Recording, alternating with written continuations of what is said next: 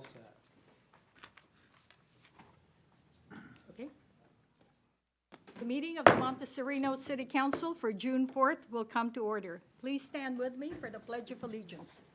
I pledge allegiance To the flag of the United States of America, and to the republic for which it stands, one nation, under God, indivisible, with liberty and justice for all. Roll call, please. Councilmember Elahi, Present. Councilmember Labouvet, Here. Councilmember Lawler, Present.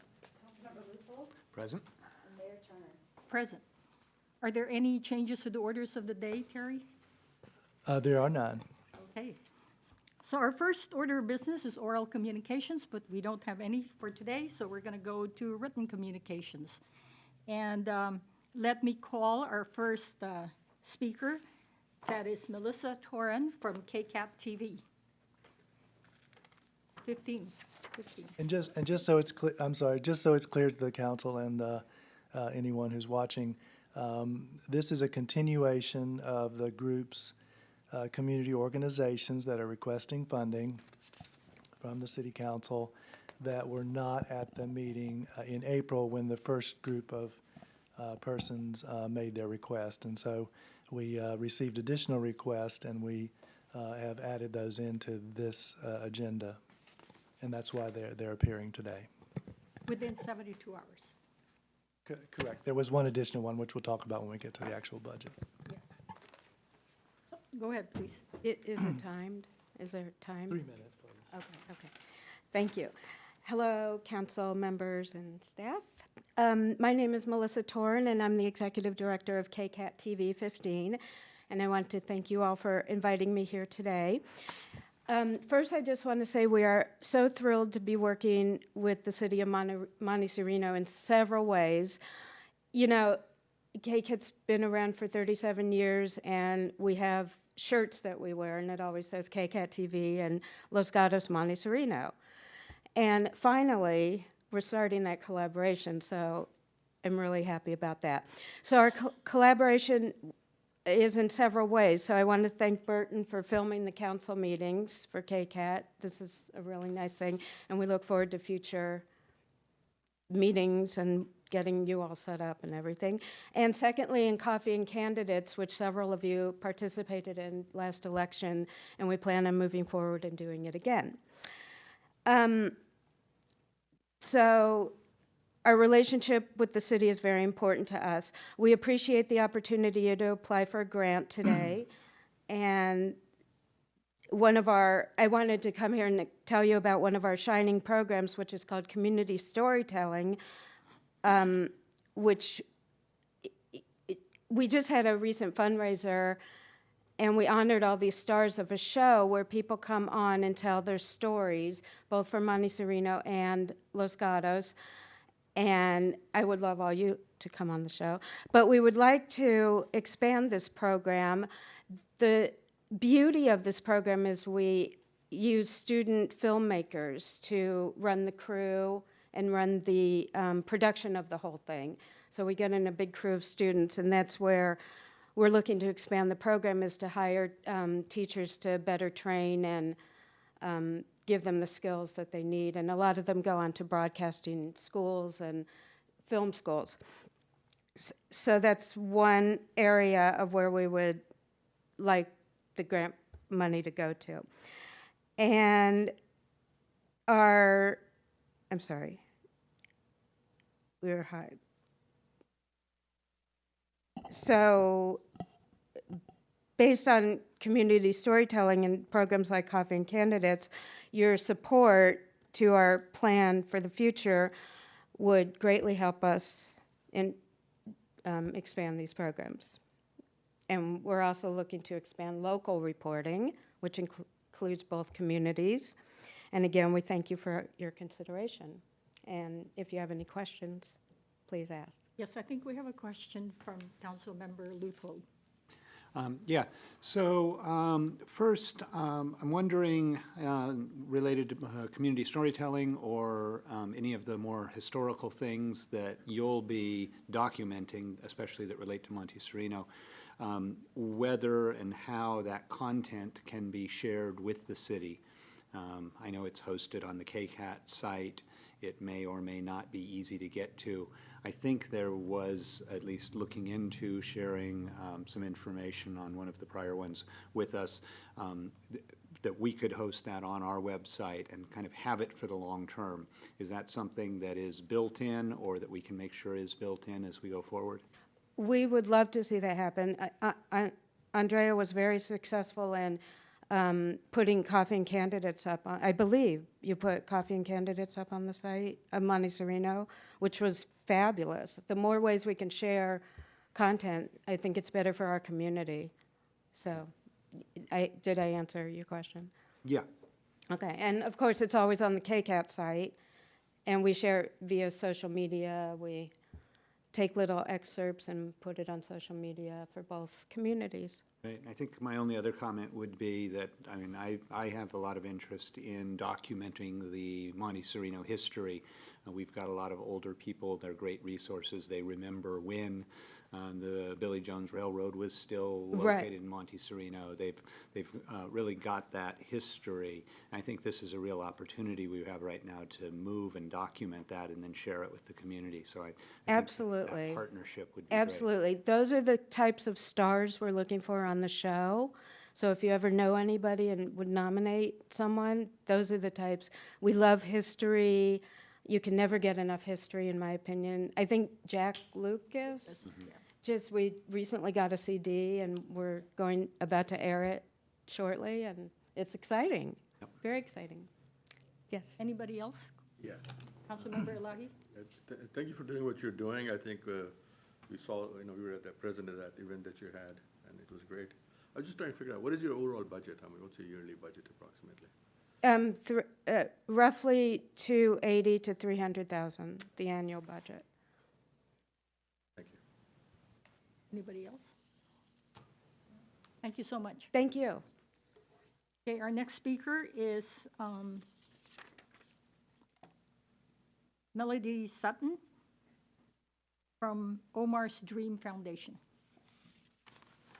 Hello, good evening, City Council members and Mayor Turner. Thank you for having me here this evening. I'm from Omar's Dream Foundation. We're a local organization in San Jose. And so I just wanted to tell you a little bit about who we are, what we do. So Omar, I can leave these brochures with you when I'm done. Also, I should say I'm a middle school teacher. I am much better at speaking to kids. So, yeah. So, oh, thank you. In fall of 2011, Omar Hassan was placed in my class. He was a fourth grader, and he had been battling leukemia since the age of 2. That November, he had to go into the hospital for a bone marrow transplant, which meant that he wouldn't be able to come back to school that year. They have teachers at the hospital, and Omar said, "That's great, you're really nice, but this is not my school. I go to Matsumoto, Mrs. Sutton's my teacher, that's my class." So what we worked out was that we Skyped every day. We have basically a 6-hour Skype call every school day as long as he was feeling well enough. There were times when he told the doctor, "Sorry, we're doing math right now, you have to come back later." He did everything that we did. He did recorder lessons, he did science fair, speech contest, everything over Skype for the rest of that year. And it allowed him to keep up with school, allowed him to keep in touch with his friends and remain part of our community. When you talk to his mom and his doctors, just to hear how much it changed his life and how he was able to keep his spirits up and be happy when he was in isolation at the hospital really made a huge difference for him. Omar passed away that April in 2012, and his dream was for other kids to have what he had. He wanted other kids to be able to keep in touch with their friends and their families and their teachers online. So what we've been doing since 2013 is we've started the foundation. We have a 5-10K run every year in October. We raise funds to donate iPads to local hospitals. So we're currently supporting about 80 students or patients, depending on your perspective, at Lucille Packard Children's Hospital. We're working with students or patients at Good Samaritan, El Camino, the Community Hospital of the Monterey Peninsula, which has the awesome acronym of CHOMP. I think that's great. Also, we've reached out to the University of New Mexico Hospital in Albuquerque, working with low-income children there, Valley Med, and a hospital in Seattle. And a few stories. Angela started working with us as a high school freshman. She used her technology that we gave her to build a website to support other teens battling leukemia. Nate was a college student, and he was able to pass classes, and he was able to train and run our 10K with us last year.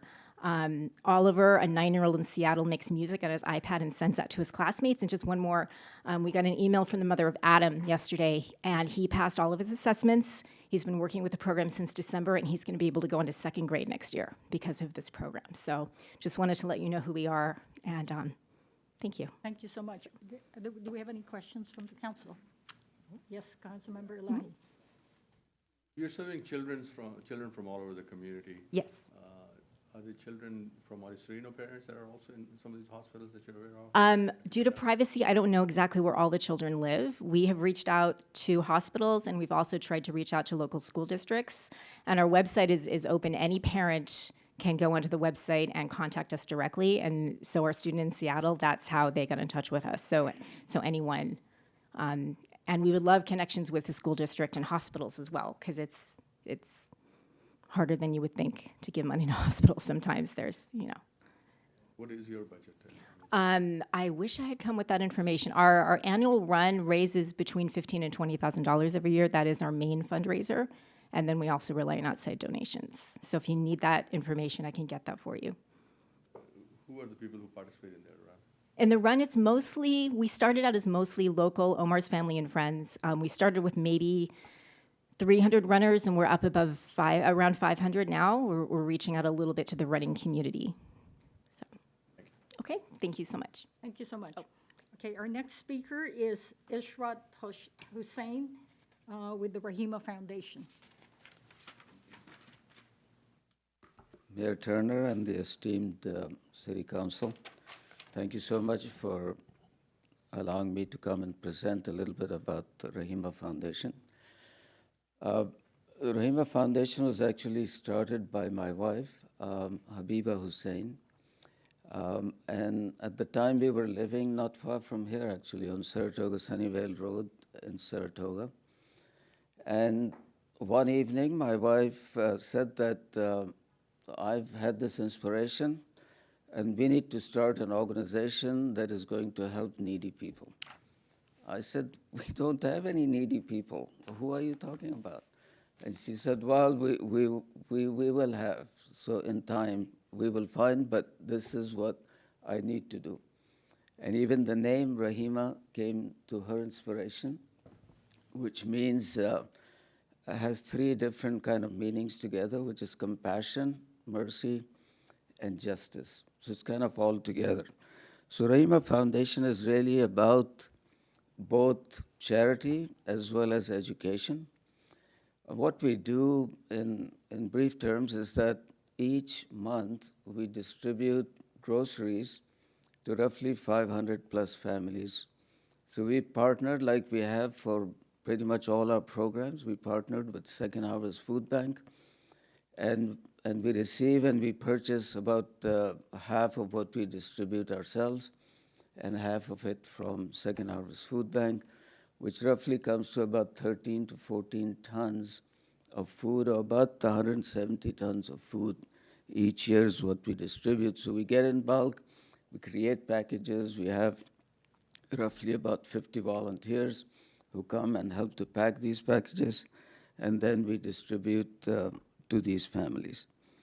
We have a pretty strict system of qualifying candidates. We want to make sure that people who donate to us, we can report back to them that these are people who are actually qualified to receive the help in some ways that we are providing. So we vet them, and we make sure that their incomes are low enough that they will qualify. And even Second Harvest Food Bank does that for us, for the clients that they send.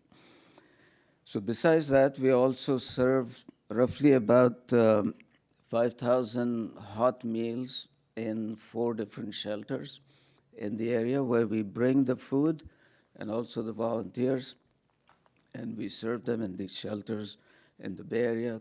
2 of them are in San Jose, 1 in East Palo Alto, and 1 in Dublin. We also, in the education side, we are working with several schools in the area to help those students who need some help. So for example, we provide roughly about 9,000 snacks for students, either during the school time that they are there or their after-school programs. So we have like 3 pre-K classes that we are helping on a daily basis with some very healthy snacks for them. These are low-income schools, and they just don't have enough money to even have their breakfast or lunch or snacks. So we provide that to them. We've also given, and we're giving every year, some awards for students in high school who are graduating the high school. And we don't select the students based on their academic performance. We select them based on their compassion and service to the community. We want to encourage that among the students, and this has been a rather successful program. So this is just roughly what we do, and be happy to answer any questions. Okay, thank you so much. Thank you. Any questions from the council? I guess I'm going to ask the same question. What is your budget like? Our budget is roughly about $1.5 million a year.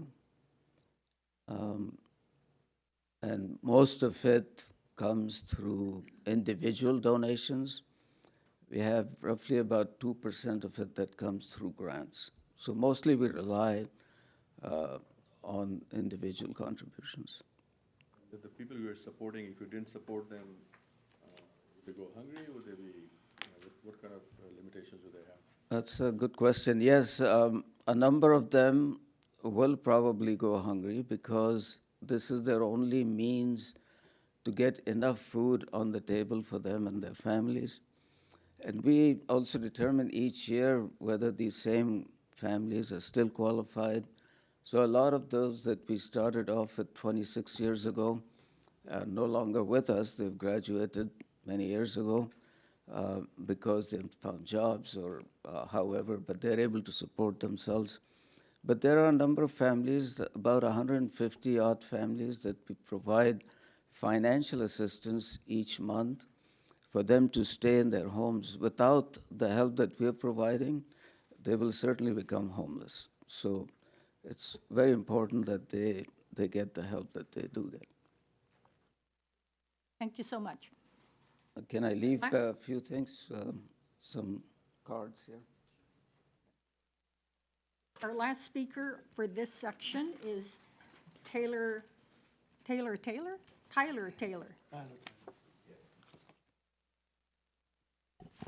Good evening, Council, Madam Mayor, and city staff. Thank you for your time this evening. I'm here to talk about, well, I should introduce myself. My name is Tyler Taylor. I'm the Executive Director for the Saratoga Area Senior Coordinating Council. I also serve on the Santa Clara County Senior Care Commission. And we are one of the operators of the RIDE Senior Transportation Program. Our organization, SASE for short, covers Monte Sereno, Los Gatos, and Saratoga for the transportation program, which is for adults age 55 and older who need a ride to their destination. I want to thank you all and the city staff for the support of the program in launching the pilot 2 years ago. We're entering into our 3rd year of this program, and we've learned a lot. In particular about Monte Sereno, I have some numbers that I want to discuss with you tonight and some plans for the future. It won't take very long, but I do want to talk about the way in which the cities have received their information and what will be different moving forward when it comes to that. The way our arrangements are made as such is that the county has taken the responsibility of the kind of the gatekeeper. So we provide all of our information to the county. The county is supposed to give that information to our stakeholders. We found that there's been some challenges in that actually occurring. And so moving forward into the 3rd year and beyond, our 2 agencies, SASE and West Valley Community Services, are committed to having regular quarterly meetings with our stakeholder groups to talk about our numbers, our plans, and what's happening in the program. When it comes to Monte Sereno, we expected, because based on the size of the population and its relative senior population, that it would be the least, used out of the 5 communities that are in the program. So far, in this program, we have 3 people from Monte Sereno who are registered as riders. And we have over 300 riders registered in the program total. So there seems to be some little bit of underrepresentation there. We've done 100 rides this fiscal year for Monte Sereno residents. And what that translates into is, well, the first year of the program, we only did 10. So we've done about 10 times more rides than last year. Now, that sounds good, even though it's only jumping from 10 to 100. But what we've kind of drawn a couple of correlations between a few points. The first point is that anecdotally, we've noticed that one thing we didn't expect is that several people who are enrolled in the program who may live in Monte Sereno actually list their physical address as a Los Gatos address. So we're a little bit unsure about how many people are on our rolls that are actually being counted as Los Gatos residents and Los Gatos passengers who may actually reside in Monte Sereno. So that's a challenge we need to face. Another challenge was the dissemination of information and marketing awareness campaigns within the city of Monte Sereno. Since moving our headquarters of operations from Saratoga to Los Gatos Recreation, which is now, SASE is now the provider of the Los Gatos 55+ senior programming. Since moving there, we've seen a 20% increase in the number of passengers and the number of rides that we've delivered to the Los Gatos community. Around that same period of time is when we saw an increase in the number of rides given to Monte Sereno, from the first year being 10 rides to the second year being 100. And so what we intend to do in the years going forward is to try to establish more of a foothold and root system here in the town, in the city of Monte Sereno. And I'd be happy to answer any questions about how we plan to do that. Thank you very much for your time and your support for the program. Thank you. Any questions from the council? No? I had one question. I just wanted to clarify. Are you familiar with this presentation that Yes. was handed out? This is a crawl chart. These are cumulative number of rides, right? Yes. Okay. Yeah, I was going to ask. I was going to look at that also. I guess at the bottom on the chart, Campbell and Saratoga have the most number of clients enrolled in, right? This one? That's correct. The bottom line is Monte Sereno, I guess. That's correct. That's where the number 3 comes in as far as. I mean, that seems to be closer to a three rides That's correct. That's correct. per month. Okay. Okay. So, And do you know how much Los Gatos contributing to? yes, Los Gatos, for the past 2 years, they've contributed $17,000 to the program. And this year, we're still waiting to see what the final number will be. Thank you very much. Thank you. Thank you so much. Okay, we're not going to make any decisions at this time about the funding. We have a budget session that will follow, and that's when we're going to talk about it. Thank you so much for coming. And then, Nancy, you're going to be part of the budget session. Okay, so let's move on. Our next order of business is the consent calendar. And we have 5 items on the consent calendar, which we will take in one motion. Does anyone on the council wish to speak on any one of these items? We do. Do I have a motion to approve these items? I'll make a motion to approve. Do you see it? I don't have buttons. Okay, you have a motion. Do I have a second? Buttons? I don't, or request to speak buttons. Do I have a second? I'll Verbally? second it. I'll Okay, second the verbal second? No buttons either. So there was a motion by Councilmember, I'm sorry, I missed it. LaBouvet, Yes. and a second by Councilmember Lawler.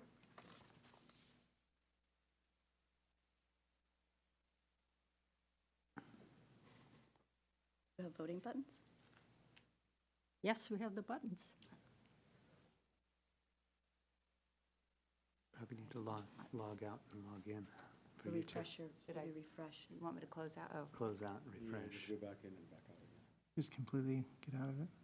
well, maybe you don't have to go all the way You up. can just back up to the list of agendas. Well, my Do you see join button, mine? now my join button, I see a vote by Councilmember Elahi, Councilmember Luthold, and Mayor Turner have cast votes. there we go, found it. Found it. And Councilmember Lawler, I have your vote. Yes. Yeah, I have your vote. You do? Okay. Yes, it came through. And It's all cloud-based, so sometimes it takes just a little bit. There's a of time. lag. Yeah. Councilmember LaBouvet. Yes. Did yours come up? No, No. It's still trying to. it's trying. Okay, I'm going to go ahead and mark it. So passes There we 5-0. go. Thank you. Okay. So let's move on. We have no public hearings or unfinished business, so our next order of business is new business. And we have two items here. The first, we're going to take them one at a time. And the first one is our proposed fiscal year 2019-2020 operating and capital budget. If any member of the public would like to speak, would like to comment on any one of the items, please fill out a blue card. Nancy, do you have a blue card? I've got her already in. Okay, so, And if it's, I think we talked about this, but if it's okay with the city council, could the representative from the Kiwanis Club speak before we get started? So we'll yes, just add. we'll do exactly They that. would normally have fit under the presentations, but we did not get the request in time for it to amend the agenda. So Nancy, if you want, you can come up and speak and then fill out the card later. Sorry about that. Go ahead. Thank you so much for having me. I am Nancy Pearson, and I am the incoming president for Kiwanis Club of Los Gatos, representing the communities of Los Gatos, Saratoga, and Monte Sereno. Sorry. And Monte Sereno. And I'm here today to just ask for $300 to help us fund the many projects that we do. On the back of the postcard, you'll see a sample of what we do. We only have 40 members. Our budget is approximately $40,000 a year, and we do a lot with it. Most of our stuff is related to children, and we have, for example, leadership clubs that we sponsor at Dave's Avenue Elementary, and we have trail cleanups every week. Just similar to what the woman from KCAT was saying, we look forward to improving our relationships with Monte Sereno and Saratoga, and that's part of my goal. I grew up in Saratoga. I've lived in Monte Sereno now for 10 years, and so I want everyone to know that it's not Kiwanis Club of just Los Gatos. Is that okay? Any questions? I think our main things that we need money for is labeled on the back of the postcards that I handed out, but we just, for example, gave away $20,000 in scholarships, or I should say awarded, in scholarships to seniors from Saratoga High School, Los Gatos High School, and Valor. We also have a hippity hop egg hunt every year that's free to the public, and we also, our main fundraiser is the Fiesta, which is the big art and wine festival in downtown Los Gatos every year. We make almost everything, almost our whole budget in that one thing. And our 40 people are starting to get on the older side, and so we're kind of looking for ways to be creative. Okay, So that's why I'm here. so are there any questions from that? Where are you located in this area? We have our meetings every Thursday at noon at Los Gatos Lodge. And then once a month, the last Thursday of each month, we have a roving evening social hour. So it's a different place and a different business every month. And I would love for all of you to come and speak at our meetings. Okay. Anybody else? No? Thank you so much, Nancy. Thank you. Should I leave now? Or? You can if you want to, or you can stay. Okay, so we'll continue on. Absolutely. So now let's have Terry and Sue to give us the staff report. Good evening, everyone in the audience, as well as the City Council and Mayor Turner. Tonight, Sue LaRue, our finance officer, is joining me in presenting the city's draft budget to the City Council for you to take a look at and for us to get your feedback from tonight, and we will make adjustments based on the majority direction that we receive. from the City Council tonight, and we will be back on June 18th with the final budget with the adjustments that are requested. So just a little bit of background information. We provide the City Council as well as the community, in addition to the staff report, a number of reference materials, including Monte Sereno's fiscal policy, Monte Sereno's investment policy, which I've noted in the staff report. We will be returning to you on the 18th. The city has engaged the services of a consultant to review our investment policy, as we were directed, staff was directed last year at the budget study session. And so on the 18th, we'll be coming to you to give you the recommendations from the consultant that's helping us review that. And you can make some adjustments to the investment policy if you wish at that time. The materials we gave you also includes the draft budget narrative, which is the information more in a narrative format on some of the highlights within each budget category. It also includes the more detailed schedule. I'll talk briefly a little bit about property tax and Prop 13. We also provide you with the property tax distribution chart, which I'll talk a little bit about. We'll talk a little bit about revenue sources and expenses in general, give you a little bit on the overall budget forecast. And then one of the key components of any budget is the general fund reserve and its forecast and how the proposed staff budget would affect that. So with that, I'm just going to get started unless there's any general questions. Just keep moving. All right. So just a quick little primer, I'll call it here, to talk a little bit about property taxes and Proposition 13, and a little bit about where property taxes go. Under Prop 13, the property tax rate in California is 1% of the assessed value of your property. In addition to the 1% property tax, there's an additional 0.25% tax added in Santa Clara County to pay for various other voter-approved countywide programs.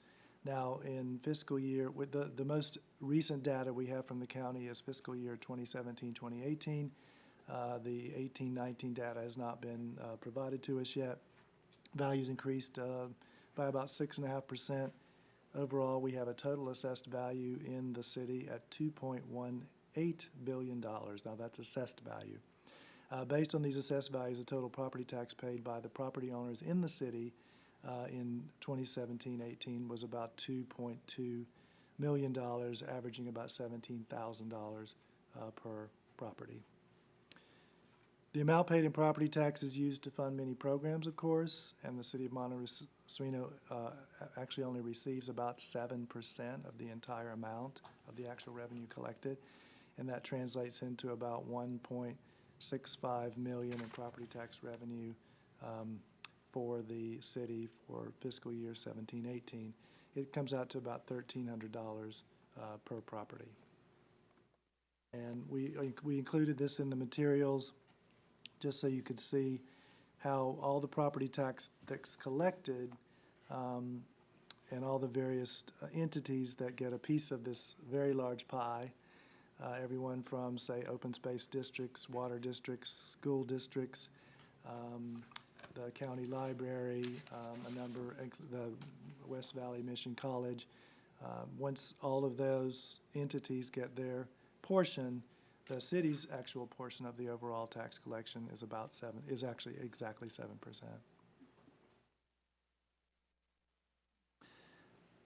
Now, I'm not going to go into specific detail on all of these categories, both revenue and expenditures, but I just want to give you the overview real quick.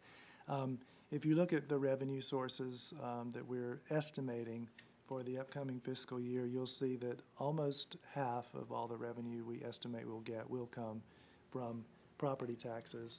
Other large categories include 17% license and permits, and this really includes planning, building, and engineering permits. So when persons come in to build new homes or make additions, we do charge permits and fees, and that's gives us, we estimate, about 17% for this upcoming year. It also includes business license, even though we have no commercial establishments. Contractors do people who work at home have to have a business license? They don't have to, but they can. Sometimes home occupations will sometimes have a business license, but that's about 17%. One of the other larger categories is the franchise tax, and that includes the franchise fees we receive from San Jose Water, PG&E, the Solid Waste Joint Powers Authority, which is our West Valley Collection and Recycling. Another fairly large category is the law enforcement tax, and this is a tax that actually is added to the property tax rolls that was approved a long, long time ago, correct? Right. Yes, where, where we, each property owner pays a certain amount of money that goes towards police services. 1984. 1984, that was when that one was adopted. And the only other one I would mention, which is a fairly large one, is the gas tax interest and transfer category, which is about 14%. And that includes, of course, the gas tax that's collected, as well as the additional gas tax that was made available through the passage of SB 1. It's called Senate Bill 1, as well as and for the this particular year, this one is also fairly large because we are having to carry over, which I'll talk about a little bit later, the money that was allotted for this year's street improvement project, because we're not going to actually get to the construction of that until next fiscal year. But I'll talk a little bit more about that as we get further on. Now, in terms of expenditures, again, I just want to give some highlights for some of the larger categories. Personnel and police services, when you add them together, equates to about 50% of the city's expenditures, estimated expenditures for the upcoming year, based on the budget that's been put together. Another larger category is street maintenance, about 7.3%, and that's the third installment of the 5-year pavement management program. That would be the expenditure for that. It's about $311,000, I believe, for that one piece. If the council approves the additional, the street construction projects, about 11.2%. That includes the carryover of that amount I just mentioned that was budgeted this fiscal year for the street improvement projects, which are the curb and gutter and street resurfacing like we did on Blanchard. We're not going to do that work, as I said, until next fiscal year, so we have to carry it over, so that's why that's included in there. It also includes some other miscellaneous infrastructure improvements in and around the city that are small scale. The only other ones that are large, of course, would be with this proposed budget, there's almost a 15% of the budget would go to the reserves, to adding to the reserves. And the way that works is whatever you budget for your expenditures that's not meeting your revenues, the remaining difference would be moved to the reserves. If that seems clear. So as I said, we included in the materials we gave you a detailed analysis of the budget forecast, including the revenues and expenses and general reserve balances, and we included a table which had the actual moving from 2014-15 through to this particular year, and 2019-20 budget in blue, and then of course we do some forecasting out to the future. One thing I think that's kind of important to note is under the projected category for this fiscal year, and until we do our best to project it, but until we get to the very end, we don't know for sure exactly what some of the numbers will be.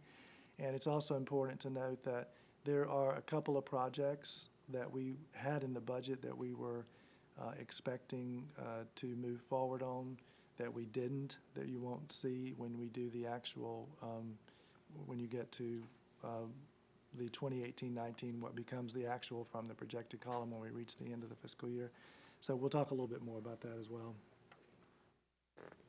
So we included this as well in the packet, and this is just a budget forecast that shows the total revenues in blue over time based on actuals up to last fiscal year, as well as our best guess for the end of this year, and then it moves forward from 19-20 on into 24-25, and you'll see in general that the revenues continually remain above what we expect to be expending.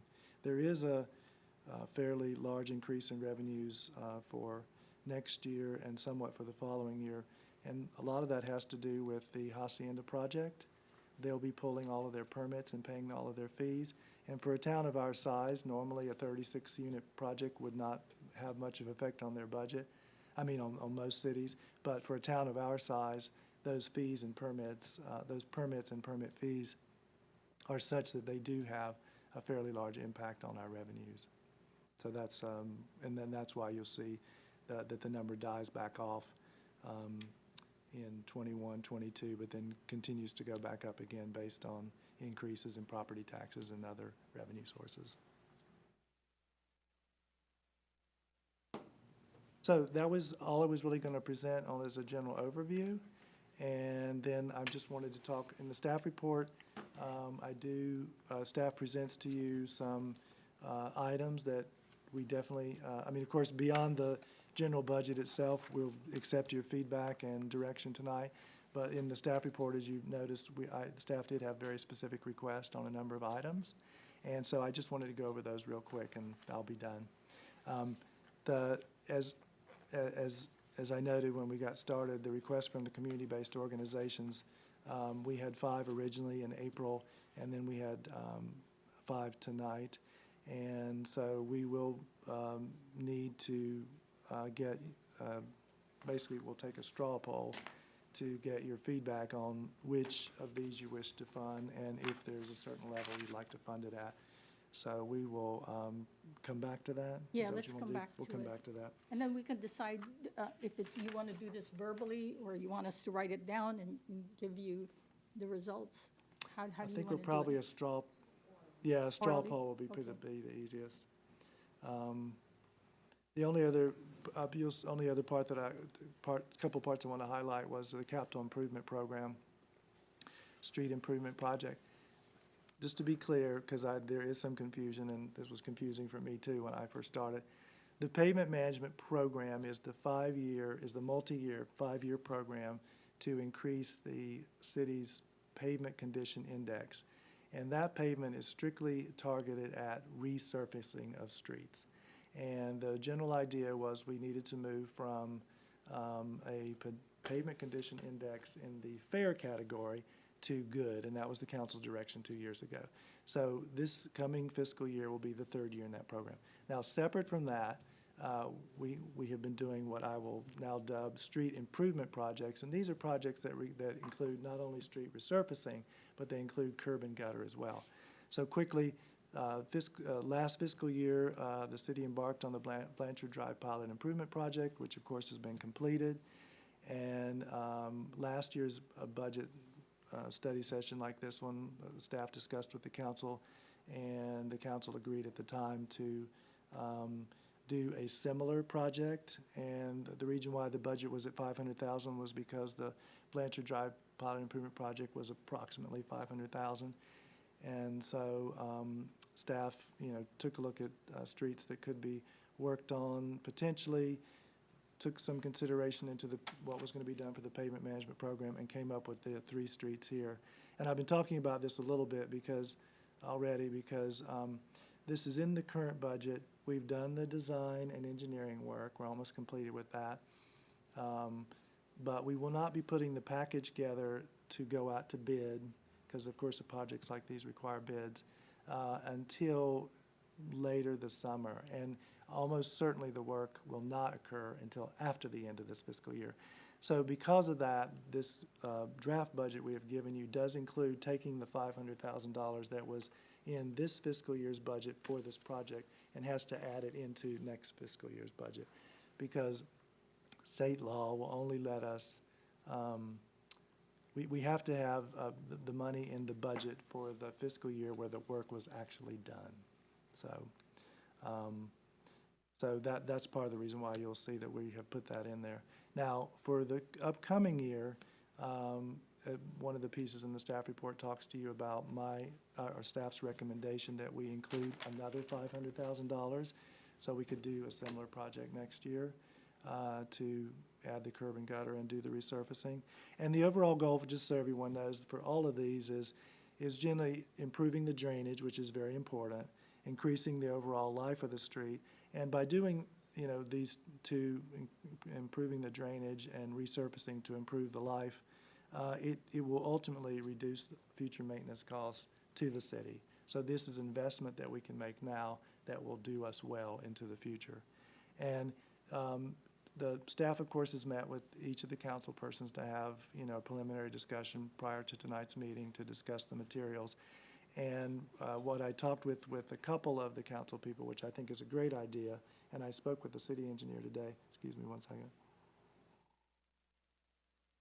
We, as part of the money we receive for street resurfacing, we are required to update the document which we worked on in 2017, which gave us the report for what's the condition of your streets basically throughout the city and told us that we were only in fair. That has to be updated every 2 years, and we do get a grant for that, so we don't have to pay for it. So the city engineers, I believe she's working on that right now.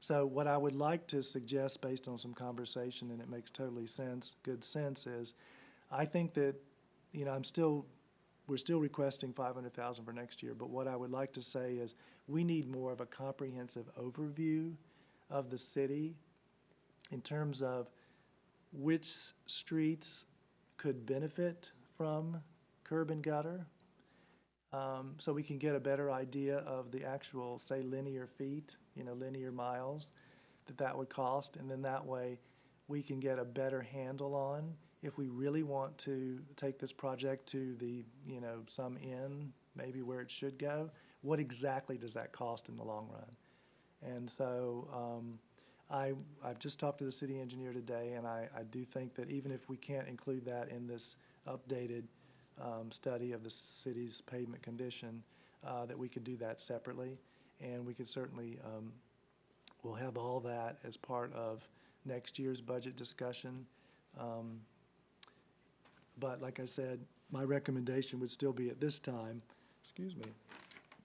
that we would still include the $500,000 for more curb and gutter.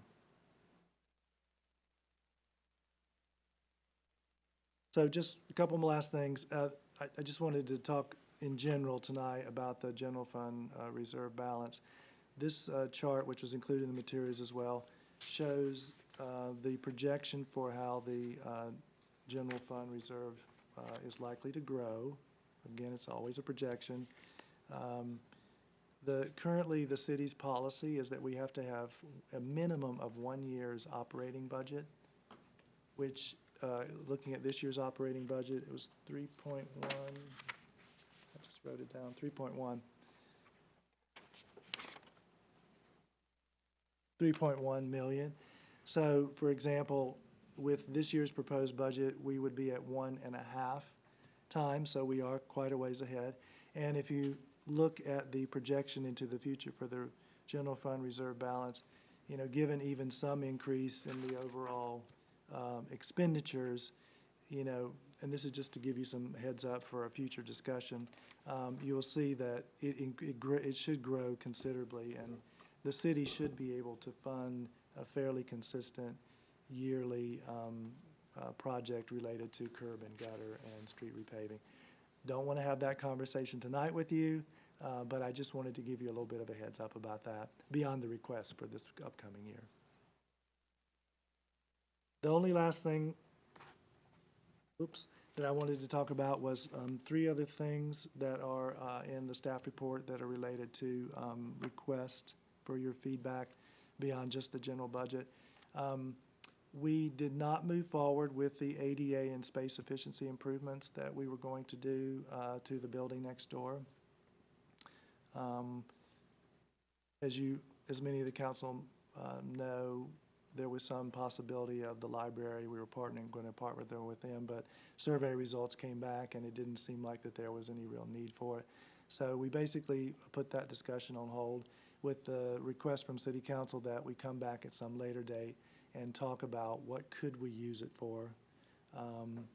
So we're requesting that we still, this estimate we had a contractor come over and give us a general estimate for ADA and space efficiency improvements, and this is what it was. So we're asking that that placeholder, that budgeted item be put back in there for future use. Just a side note, I also put in the staff report that regarding the building next door that city staff has had some preliminary conversations with the fire department. As all of you know, I believe that Quito Fire Station is being replaced, and they have no home in the meantime, and basically their only options are the other nearby fire stations, or possibly, as they've started conversations with us, partnering, possibly using the building next door. Again, I included that in the staff report as just a point of reference. We're not asking for anything on that tonight. I'm waiting till the fire department, they indicated in August they would know for sure if they were serious about it. So what I'm doing is I'm waiting to hear when they're really serious about it. Let us know what you're thinking and what the specifics are, and then city staff would return to the city council to have a conversation with you about that. But I just wanted to give you that as a heads up. The three last things I wanted to mention, the first one is the joint Monte Sereno Los Gatos emergency manager position that we're requesting funding for. We're still working on the specifics of the job description. Los Gatos is taking the lead on this, but I am coordinating with them. Just to give you a little bit more background on this particular piece, I would estimate on any given week, if you average it out, I spend 2, 3, maybe 4 hours basically serving as the city's emergency manager. We don't have anyone to do that. There are numerous meetings to attend. There's a lot of trainings on getting me up to speed on various things, discussions regarding things like the BAT program and the other neighborhood watch and so forth. I have to often be on calls whenever there is a real emergency, potentially red flag warning days. When I first started here, there was a fire actually up in the Santa Cruz Mountains, so I have to be on those calls. Also with all of the sort of community interface and public information. So there's a lot of things related to emergency management that I saw when I first got here that no one was doing, and I recognized it was important. I didn't have anyone else really to ask, so I basically took on those roles. My argument would be a couple of things. Number one, it's not my area of expertise, though I've learned a whole lot. Number two, there's other things that I'm not getting to that I could be getting to, but this is a high priority, so I take it on. But just beyond that, some of the main things initially that we're thinking would be the city has an emergency operations center. I'm not sure if you're all aware, but we have a joint one with the town of Los Gatos. It's over at the police annex building. And this is basically the space where city staff, fire department, police department, and any other organizations that need to be part of the response in an emergency come to, and they set up a center. It's got a whole set of requirements and protocols and stuff behind that. But typically, cities have a person who's responsible for that operation, for training, for being sure that that whole place is ready to go at a moment's notice. And while the town of Los Gatos does that in bits and pieces with various people, there's no one who really is at the center of being sure that that's organized in one, fell swoop, I would say. And most, typically most cities have one. The other one is, which I kind of talked a little bit about, I do the partner collaboration, including meeting representation. And an extra one would be, there's a lot of grants out there for like updating your emergency operations plan, your evacuation plan, other different types of plans related and other activities related to emergency management. And currently the town nor we, spend any time on researching and applying. And so that person would, also work on that. And our overall share for that was, do you remember what it was, Sue? 70-30? Was it, I think it was 70-30, something like that. And it wasn't necessarily based completely on population because part of what they would do would be equal for both cities in some parts, and I think I outlined that in the staff report. So the last two things I will mention are a couple of items which are really related more to sort of our overall efficiency and our interface with the public, and trying to, and I would say increase transparency with part of it. The first part is currently, if one wishes to apply for, say, a new pool or some new plumbing fixtures, or you want to make an addition to your house, while we have the forms online, we have some information online, you do have to print everything out, and you do have to fill it out, and you have to come in. Now, most cities have automated a lot of this so that a lot of permits can be applied for actually online and can actually be issued that way. It can't be all of them because many have permits that require plans. They need to bring the plans in. Review is much more complex. But there's a large group of fairly simple permits that contractors and individual homeowners need on a day-to-day basis that currently we are completely unautomated. So we're recommending software firm Camino, who specializes in this area. We viewed several programs, including this one, and we believe that this one is simple enough and one of the more lower cost one that it really meets our needs best. And it basically allows an individual to go to our website, open up this software platform, and it asks a series of questions that leads you through to basically, this is the permit you need, this is the things you need to submit, and here's how you do it. And so that portion of it, the cost for that to the city would be currently at $10,000 per year. Now, we've also been working with Camino regarding a permit tracking system. And a permit tracking system is basically more internal, though it can have an exterior portal. But it's mostly about, say, a person comes in and they want to build a new single-family home, so they have to apply for planning permits. So they first submit to planning, and this allows us to take in the materials and the permit and to basically create an internal tracking system and to automate the whole function of following that through planning, building, and engineering. And it does also will have a piece to it where you can actually access an external portal. Contractors can check on the status of their permits. And the main reason why we're interested in this company and this product is two reasons. One, when I first arrived here, of course, I worked in other cities much larger that had permit tracking systems. Sella is one of the ones I've worked with. And so I did some initial inquiries to the cost of these, and they're very expensive. They're also really huge and very robust, and they include a lot of things that we would never use. So my initial discussions with the planner and the building official and the engineers, was, Terry, number one, it's a lot of money, and we really don't need all this. And there's really been no one in the market to really target more of our cities of our size. However, this same company that does the online permit guide, Camino, they are working on and are fairly along in the development of an internal permit tracking city for smaller cities.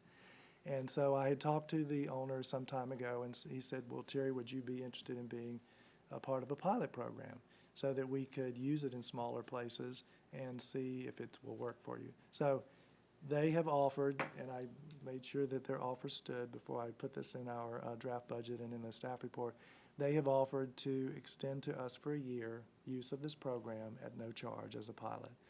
Now, at the end of the year, if it seems to be working out for us, we would need to sign a contract and pay for it on an annual basis. He's estimating that it would be in the approximate $25,000 range, which is about, I'd say, a sixth to a quarter of the cost of these much larger systems. So if in fact it works for us, we will certainly come back to you next year, and we will say that we believe it's working for us, this is what we need, and this is what the cost. So it would basically give us the use of it for a year free. So the last part is basically related to transparency in government operations. We have been talking with an organization called ClearGov.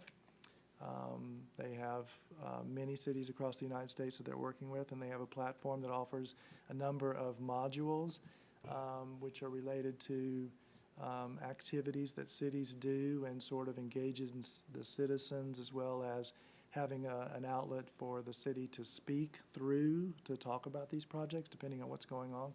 Now, many of the modules are for things that we don't really use. They have a module for public infrastructure, such as new parks or new rec centers. We don't really have parks and rec centers. But the one that they have, the basic one, is the one that I put into the draft budget, and that is related to budgeting. And basically, it is a way to put in the city's budget into a format which is very user-friendly.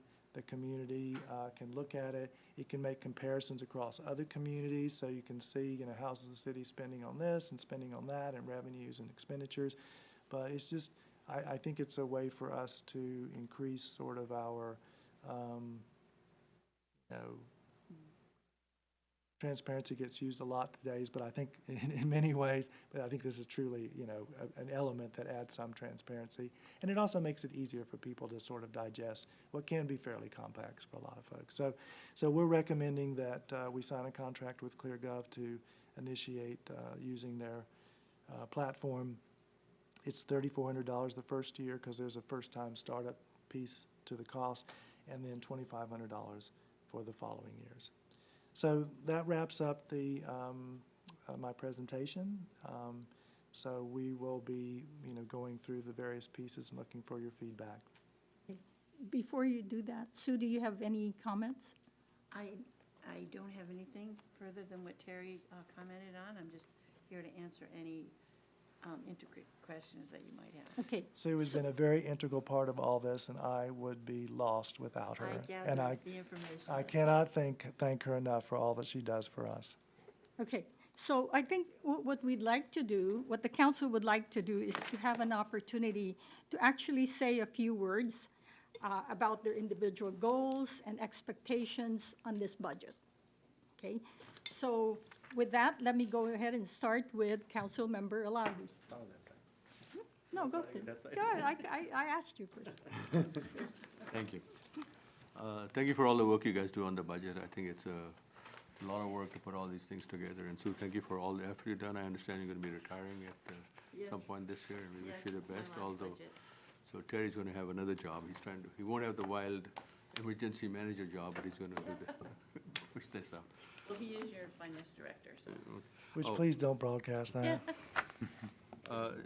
Generally speaking, I guess the question was on the Hacienda property that's being developed with 35 units.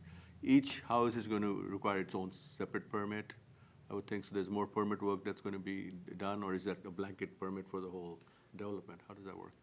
What I understand is that there'll be a separate permit for, there's duet homes, there's single-family homes, so there'll be a blanket permit for that, but not each individual one. Okay. It's my understanding from Rob that And I that's the think way that's that because goes. a number of the units are basically duplications. You know, I mean, you only have to review, if there's unit A is repeated 4 times, basically, in terms of the review, you only have to review it once. But do you issue 4 permits, or you just issue 1 permit? I mean, it could be 4 duplicate One permits, I big suppose. permit for what, For the whole development? Okay. Right. Because I'm trying to figure out if that's going to increase the workload on the department, and whether you budgeted for that increased workload for the Well, it additional is, but permits and all he's- that needs to be done. he told us he can handle it. Yeah, so. we did have a conversation with the building official and the engineering, because they're a bit to a certain extent, and he said, no, he can handle it. Okay, Councilmember Alawi, before you get into each item, All right. give us a general comment, and then we will go into each item, so we're not going all over the place. Got it. Yeah, well, basically, I mean, a budget is not just numbers. It's not just balancing numbers and saying, okay, the plus and the minus work out, and so that's the way a budget. It's about what the goals of the city is. What are we going to try to provide our citizens, and what are we going to generally provide everybody else? And you look at it from that perspective, I think Monte Sereno is accomplishing a lot. You're providing citizens, you're looking forward to providing the better streets and a better outlook. The police protection is there. So if you can do that and accomplish that, then we're ahead. There seems to be more money than we need, so there's something we need to look at as to, is there any place where we can cut, or where we can reduce some expenses? I mean, if we need to put aside, 1 times our expenses, even in 2024, our expenses are at about 4.1 or about 4.1, 4,189,000. So if our reserves are at 4,189,000, we've met that target. But if our reserves are going to be 7,600,000, that means we have 3 million too much money. And the tendency is if you have that much extra money, we're going to end up spending it someplace where we probably shouldn't be. So I think maybe we need to look at to see how we can either get it back to some of our citizens or speed up some of the things that the city needs to do as far as the street improvements is concerned. The area of my interest, obviously, is the Monte Sereno should also be participating in paying some of the expenses, like the senior program, where there's rides for the senior program. It's only 3 rides per year, or per month. It doesn't really seem to make sense at that perspective, so, but we should be contributing something. Now, if Los Gatos is contributing 17,000 and they're doing 50 rides per month and we're only doing 3, maybe there's some proportionality that needs to be figured out. I had invited a couple of organizations to submit their bids, for example, the Umer's Dream and the Rama Foundation. And what Umer's Dream is doing, I mean, there's some thought about whether Monte Sereno should build a wall around itself and only give to organizations that are actually doing something for Monte Sereno. But there's really not that many organizations that are directly doing much. I mean, KCAT is out there, obviously they're doing something for us. The senior program is specifically doing something for us. The others is mostly in Los Gatos, in operational. The Kiwanis are doing something for us because they do something with the school back here. So there are some that are doing that. Now, there are some organizations that may not directly do something for us that we can see, but in a way they're serving the community. So Okay. we need to kind of have a philosophy. And my thought would be maybe we need to establish like a 1% or something charitable thing. But So then we'll get we'll get into specifics as we move on. So let me get everybody's input first here. Councilmember Luthold. Thank you, and yeah, thank you, staff, for all of the hard work and the clarity. It's been very easy to understand this process. I really appreciate that as we get up to speed here. The 2 general comments that I wanted to put out first before we talk about some specifics. Number 1, I'm a little bit concerned about the general presentation being, we're talking about it tonight, it's going to come back on the 18th, and we have to pass it and be done by the 30th. It feels like we're a little bit under the gun on that, and that we're going to have to call a special meeting if we have problems at the next meeting with anything, or potentially pull items and set them aside so that we can meet this requirement. And I do appreciate that some of the reason that we're doing this budget here today and that we're on this tight schedule is because of my vacation schedule, which was taken into account. So, but I think it's really critical that we talk this through tonight, that staff really takes the input to heart and tries to bring us back something so that there isn't any controversy and that it's easy to do at the next meeting. It may not be, because I think we're going to get a lot more community feedback between now and then as well, maybe than we've had already. So in the future, if we can pull this process back a little bit earlier in the year, I think if we can do goal setting right as new council members come on, I know we all wanted to be doing that right away, and if we could get the budget rolling a little bit earlier, I think that would be great. But in terms of this year, I'm hoping that it goes easily. The second major comment I have is based on some of our discussions today when I was asking questions of staff. And that is, I think there are a couple of buckets here. There's the budget items that are obvious expenditures, and we're authorizing those expenditures. And then there's a bunch of items or some items that are placeholders for intentions. Obviously, the streets program, when we haven't even come to identifying where that's going to go, is one you already talked about. So I think we need to clarify, and I think we should be doing this today, that if something is a placeholder, then that is something that it will be clearly identified that it's going to come back to the council for us to talk about how that fleshes out in the spending. It's not a blanket authorization that that placeholder can now be spent. And so I think we need some clarity, maybe even color coding as we go into the budget as to which items exactly are there. The $35,000 for improvements for the annex, that could fall in either one of those categories. That could be an authorization, please go forward and do it, or it could be this is a placeholder for once we figure out if that's really the right amount and how it's going to fit with fire and all of that. But we will talk before people make more decisions. So I think that may make it a little easier, more palatable for us on the council if we're very clear as to which one we're doing and if things are going to come back to us. So those are my general comments. Okay, thank you. So now we will go to Mayor Pro Tem Lawler. Again, thank you for all of your hard work. I have to echo my fellow council members on that. I really appreciate everything that you've done and put into this. My goals for this really is, we're very fortunate to be here. We have a healthy budget, but it's always important to streamline, and so we need to go through and identify and eliminate wasteful spending and encourage proper investment in infrastructure and efficiency practices. That's it. Councilmember LeBouvet? Yes. So also thank you, and thank you for the time that we spent in the office. Hey, Terry, can you pull some slides up? I actually wanted to speak with some graphics. So in general, in this exercise, I put more of my private sector manager hat on and tried to return some comments and guidance for Terry that I might have received at one point in my career. You steal that off the website? I did. Thievery. So we are spending other people's money, and so our top priority really should be how do we maximize return and how do we maximize value to our residents. And so the areas that I highlighted in pink are what I consider overhead items, and these are the ones that really need to go through with a fine-tooth comb and really scrutinize. So just in general, and I'm not saying that Terry didn't do this, but for me, I go through these things 2, 3, 4 times and see, can I squeeze every dollar out of these areas that I possibly can? Next slide. And so to be a little more specific about that and try to put some metrics around it, one of the trends that I noticed was that our overhead expenses were growing faster than our revenue. And the revenues are primarily being driven up by the Montavo Oaks / Hacienda project. But in general, I don't like to see the expenses, the overhead expenses growing faster than revenue.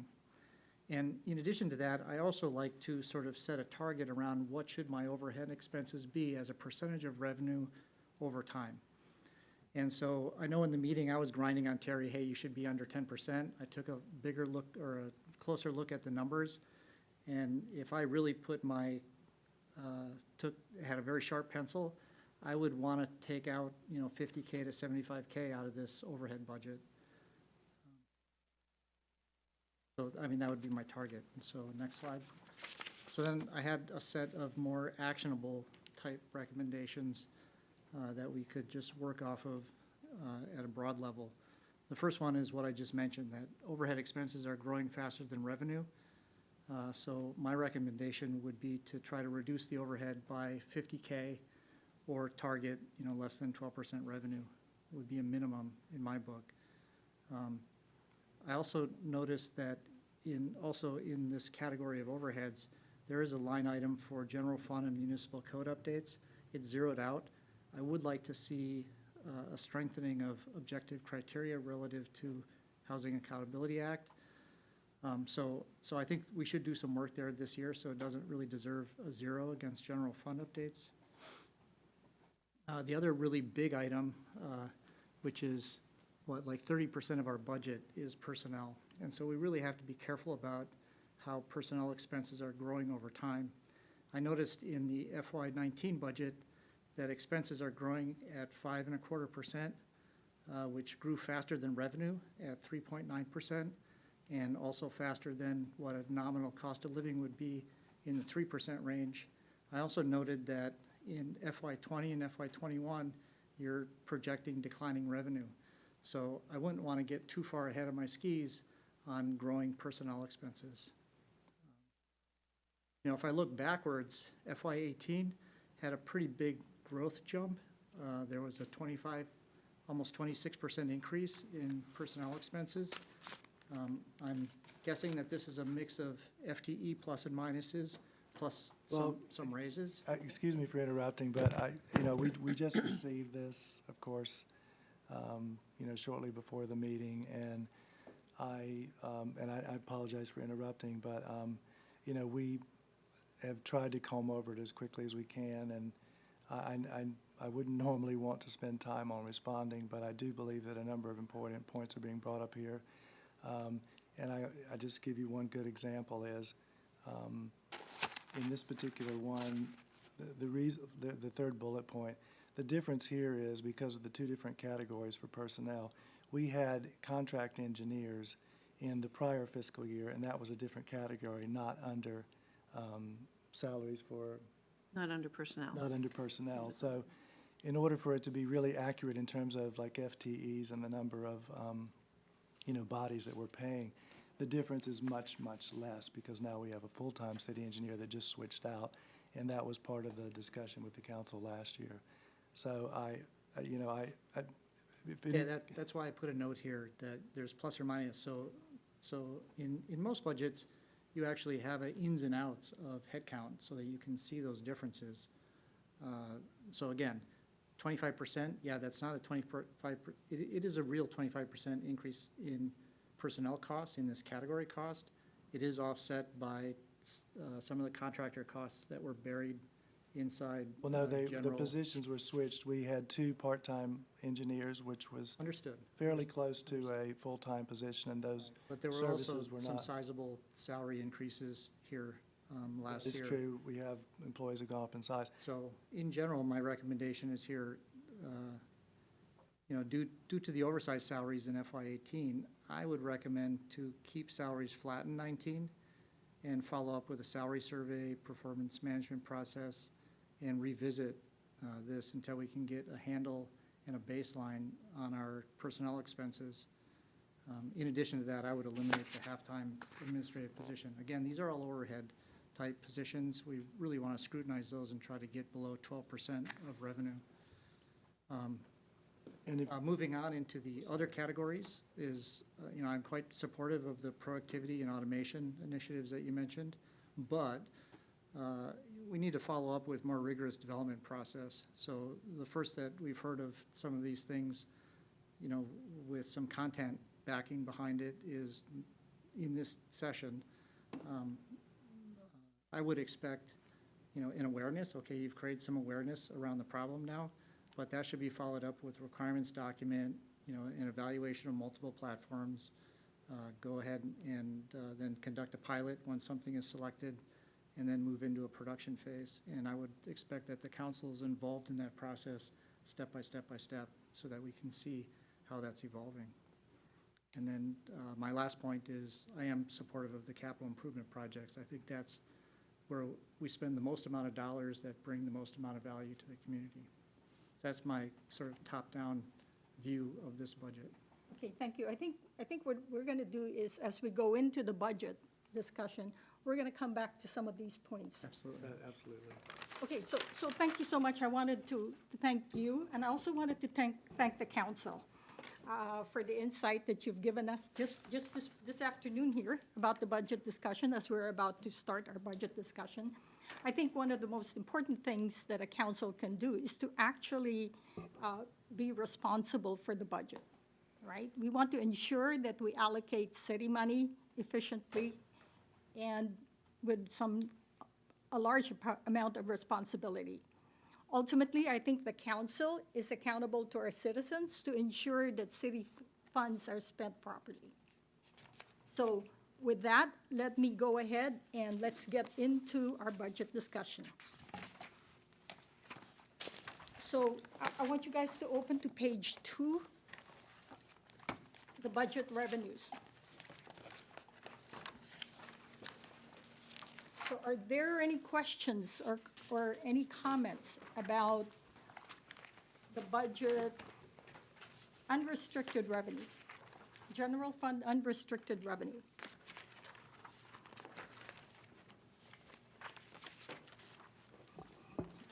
So that's page 2.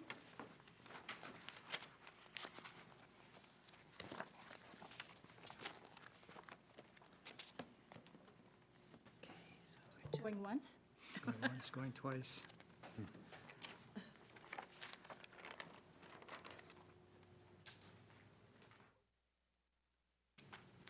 None. Okay, so let's move to restricted revenue. That's page 3.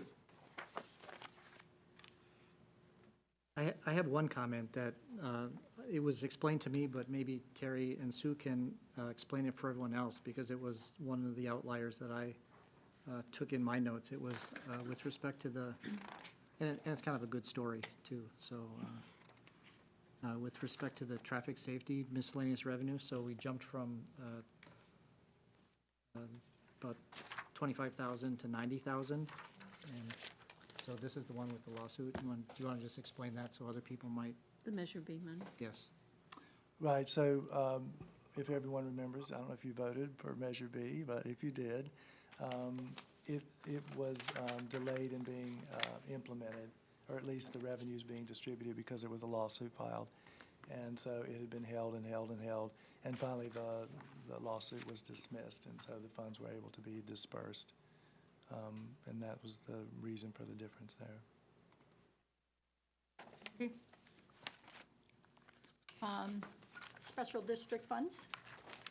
Any comment? Okay, so now let's move into budget expenditures. I want to look first at the general operating budget under city attorneys and city audits, so page 5.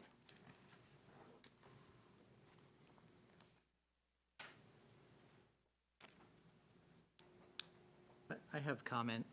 So under the, so I think we had previously discussed that we wanted to try to be creative and find a way to really discourage litigation. And so the fact that we have an ongoing retainer for this litigation category, maybe we should not have that and really make it hard to litigate. I'd like to add something. Looking at this, I mean, I think it's a good idea to have something in the pot for litigation purposes, but maybe not that amount. I'm thinking maybe we could reduce that to maybe 10,000 or less. I mean, and see how it goes. I mean, obviously, the idea is to avoid litigation. Madam Mayor, if I make a comment on that. So this number is significantly reduced. As the council is aware, we did recently settle a long-standing litigation that we had. So this number is reduced. We do have one case that we're currently monitoring and are paying for. And this is really a placeholder. And to Councilmember Lutholtz's comments, money isn't spent unless the council authorizes it. If litigation is started, then we go into closed session, we talk about it. I think that it's necessary to have a certain amount of money because we do know we are going to be spending some money over this next fiscal year. We can always come back and amend it if we need to. I don't think we would reduce it, but we may increase it depending on what happens with some potential cases out there. But again, it's something that no money is spent unless the council authorizes it. And just as a point of note, because the council may not remember, but we did, in March, we came to you with the mid-year budget report. And while we didn't need to make any adjustments this year, it is typical with cities that during the mid-year, if things have changed, which could be, maybe say related to this category or for another category, the council could authorize adjustments at that time. And I'm just saying that as a point of, there's typically scheduled an opportunity to do that. In general, most cities try to minimize the number of adjustments that they make. It's just typical, but there is definitely that opportunity that we already have built in. Councilmember Luthold? Yeah, I had one comment on this, and it's related to the city attorney retainer number. We're going to be doing a proper review, performance evaluation, and looking at the issue of the budget and what the retainer should be. So to some extent, this may be a placeholder at this point in time. I know there's no expansion of it from previous years. I think that's the obvious starting point until we know more, and it may need to change or not. But I think I have a concern that in prior years, the retainer was essentially deemed approved by the budget being approved. And so if there was a change to the retainer, the council approving the budget was the performance review and adjustment of that amount. That doesn't match the contract. It wasn't being done properly. And so I want to make sure that as we come to this, that we build the process correct for the future and then follow it in the future, because it's been 12 or 14 years that it didn't follow the process. And the budget was where the retainer got adjusted, and it was never done in writing as it was supposed to be. So what typically was done in the past, and there is a provision in the contract that could provide for that. We're not doing it this year based on comments that have been received, but it was included if you look at some of the others, not in this section, but it will talk about a percentage increase. In years past, that's how the city attorney retainer was handled. It's not being handled that way. So this is the current amount. Depending on the evaluation, that number may change. We may have to come back and make changes to that. That's Councilmember Elahi? None? Okay. So I think for me, I kind of agree with what you said in terms of in the beginning, I mean, mid-year, we can make an adjustment. So therefore, what I'd like to do is to go along with what Mayor Pro Tem Lawler said about taking it from 20,000 to 10,000, and then coming back mid-year, and if we need to increase it, we'll increase it. So do you want to take a straw poll over that? Yeah. I agree. Great. And just a clarification on that, it may be sooner than mid-year.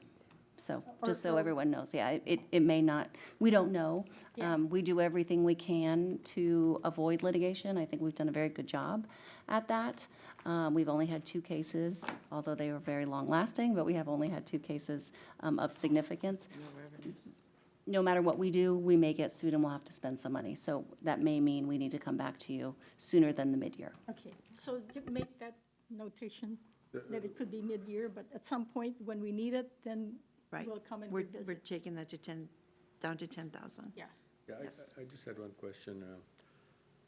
If you approve 20,000 and a bill comes in for 20,000, does that just go on the warrant list and gets passed as a consent item, or do we get a chance to review it a little bit more? So there's 2 different ways it could be handled. If it's something that is ongoing that we're currently paying for, that would just show up on the warrant list. If it's something new, then we would be discussing it in closed session, and you would be aware of the estimate and things like that. So basically, whatever you budget may not matter. If the bill comes in for 30,000, it's on the warrant list, we approve it, it gets approved. Well, if it exceeded the budgeted amount, we'd have to also do a budget amendment in order to make that payment. I mean, when we look at the budgets for this year, there are some items that seem to be over budget. Did we do a budget amendment to take care of those items? We do those We do. mid-year. Mid-year. So we formally actually amend the budget Right. to make sure we're always Right, in we- budget. Correct. We didn't need to make any adjustments this year, but it doesn't mean that we wouldn't necessarily be the case for the next year. Because as we were going through some items, it looked like they were at a higher percentage, the expense item, but it wasn't the whole year thing, but there were some items, if I recall, they were like running at 120% more than what the budgeted amount was through that month. Now, it may be at the end of the year, evened out. Okay. Yeah, So- just to comment on Yeah. that, I had asked about some of those as well, and a lot of it was where the expenses were loaded in an odd way. And so I think we're getting nods that everything is on budget, even if it looked over budget on the run rate, so. But if it's going to exceed budget, you'll formally let us know, and we'll have to amend the budget. Okay. Yeah, or at least they certainly were in March when we looked at the mid-year. Okay. So any comments about city audit? No? Okay, so let me move to general government, which is page 6. Councilmember Lebovay, do you have a comment on any one of these from 505 to 585?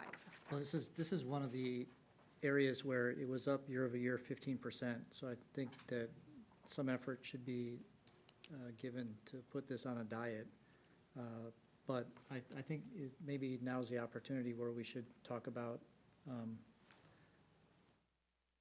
the community assist line item.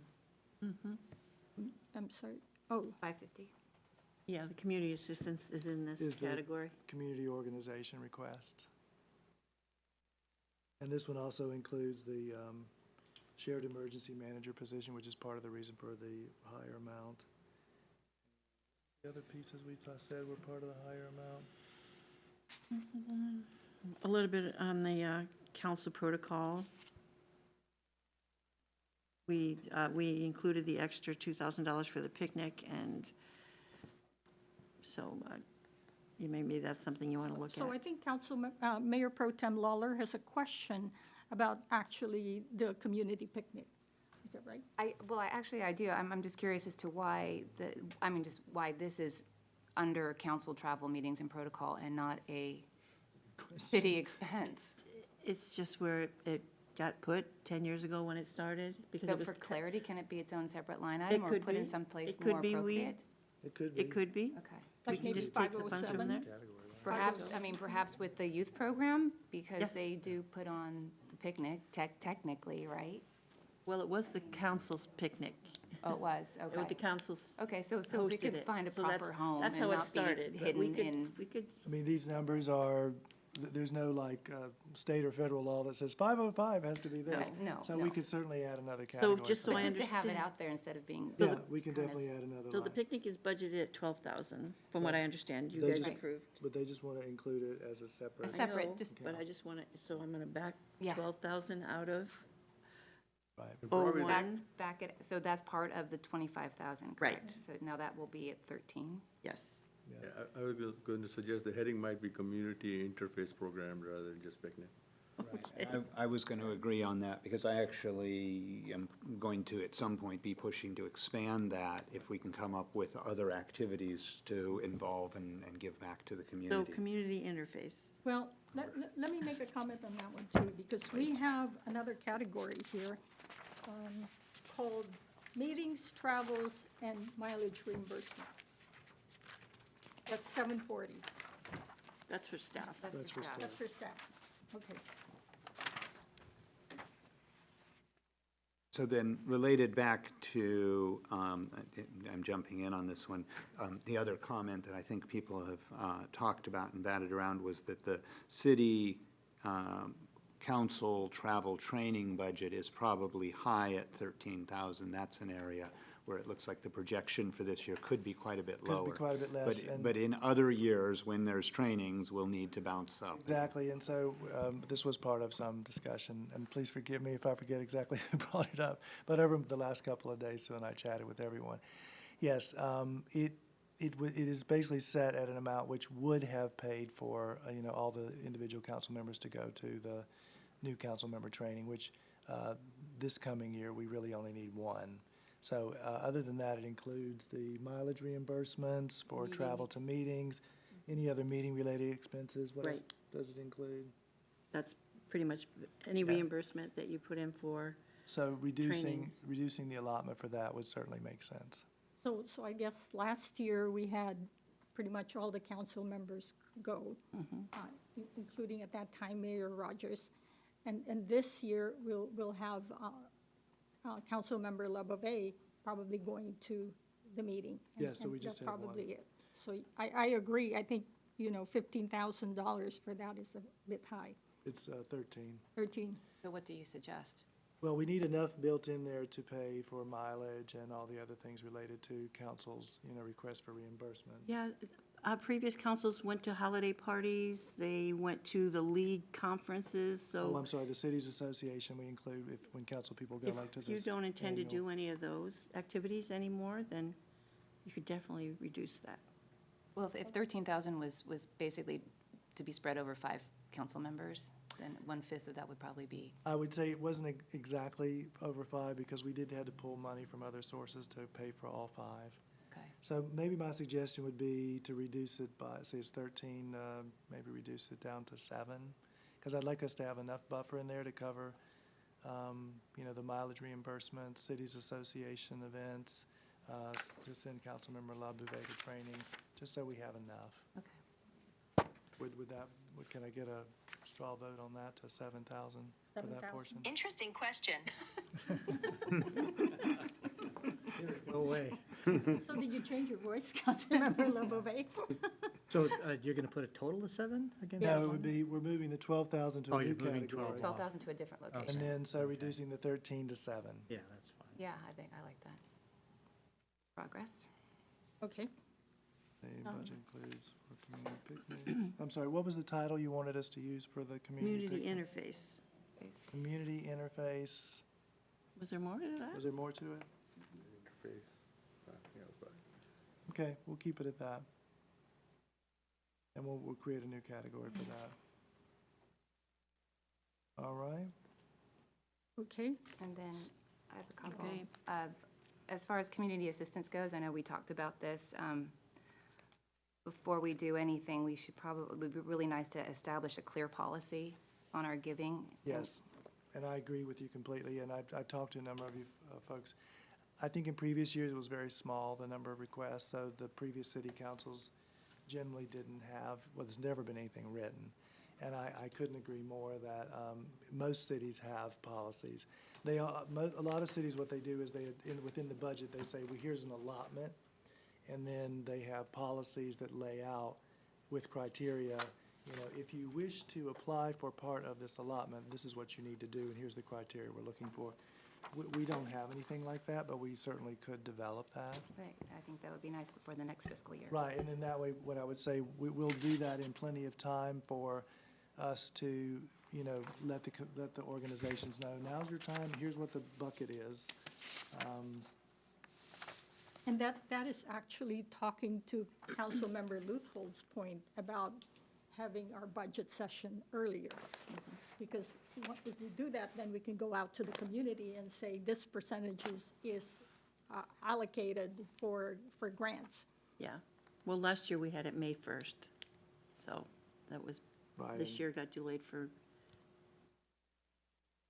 so everybody could be included, yeah. So, and just to the idea of these requests, that some that you received tonight as well as these others. So the issue is it a gift of public funds? And the standard for that would be, because you're talking about the people's money. And so the question, when you're considering those, is how does this benefit the people of Monte Sereno? So you want to always think about that when you're looking at these requests. Oftentimes we look at how many residents in Monte Sereno are benefited by the program, or percentage-wise, we oftentimes compare ourselves to Los Gatos. If we're at 3,600, they're at 36,000. Maybe we're 1/10 of the cost, but you do want to look at the benefit to the residents of this community. To your point, I think I want to look at RIDE and take RIDE from 8,000 to 0. did you want to start discussing the specific Yes. requests? Yeah. Okay. Okay. So then, why don't we take them, and why don't we just, let me get my notes here. In terms of a policy, I was thinking about this, you know, generally, how do you make these decisions? And the criteria that I came up with was that, you know, some of these fall into a category of, these are kind of bigger community events that people like to go to and enjoy. And then there are more service-based organizations where they're also going out and doing some community service in one way or another, but mostly event-based things, right? They're mostly going out and driving some sort of an event that the community likes to engage with. And then there's some of the other ones that I just don't fit those two criteria and therefore probably don't qualify for, you know, our funding, so. So should we just go one at a time? Yeah. So let's start with the Los Gatos Music in the Park. Last year, I don't think they made a request. That's They why did. So that's Los Gatos Music and Arts No, it's Los Gatos Music in the Park. Parks. And, Last year, Los Gatos hosted it completely, so they didn't ask for anything last right, year. and so there's 3 levels, 1,000, 3,000, and 5,000. So if you'll just let us know if you wish to. Any suggestions, Councilmember Councilmember Elahi? Well, I guess there is some participation, and Monte Sereno's name appears on the thing as a sponsor. Yeah, it depends on what level. At the 1,000 level, you appear as a sponsor anyway. Right, exactly. At the higher Right. levels, it includes more of a, like I think Yeah. one part includes a table. But at the $1,000 level, it does include, you know, You get your name on the our flyer. name listed as a sponsor. That might be an appropriate level. 1,000. 1,000. So my feeling on this is, I mean, that program almost failed through lack of people funding and being involved in it last year. And it was very sad to see that might be impacted. I was surprised how ungenerous Monte Sereno was when I was a citizen looking at this, because I think those community events are the heart and soul of having a community. Los Gatos does this for us, and I don't think we're paying anywhere near our percentage. So, I mean, I'd like to see us put that $5,000 in and maybe significantly more, and spend time motivating our residents to take board positions and get involved. I mean, I've looked at this and said, if necessary, I would have been happy to donate money personally to make sure that program goes on. But I think as citizens of Monte Sereno and the people I've talked to want to see us continue those kinds of support for the activities they do. So I'd like to see 5,000 and maybe more if they need more. Okay. Councilmember LaBouvet. I like this. I know friends that enjoy this program a lot. I have not gone to it, but I always say I'm going to go to it. I think this is worthy of the 5K level. This, to me, is a big community event. It does drive our community spirit. I like this cause. Well, I mean, it's a great event. I think starting at the top level, it might be a little premature, and we certainly can maybe, we're setting expectations every year then, and so rather than start at that point, I mean, I've done a lot of donor advised giving over the years, so I would start at a lower number and see how that program goes. Because if it does fail and we give it 5,000, we're setting ourselves up for kind of a wrong investment. So I'd like to participate in this, but I'm suggesting a lower amount. 1,000? I'm saying, I would say 1,000 to start off with. Okay, and, With the expectation we'd give more next year. okay. And for me, I would go for 1,000. Okay. So, next, Terry? Well, I didn't hear, is there a consensus on So, 1,000? yeah, so we have three. 1,000. 1,000. Might help us if we have a show of hands as well. Perfect. We're not recording, and we just need a show of hands. All right, so $1,000, got it. All right, the next one is the Los Gatos Morning Rotary last year. Do you have art docents before that? Actually, I'm reading from the staff report.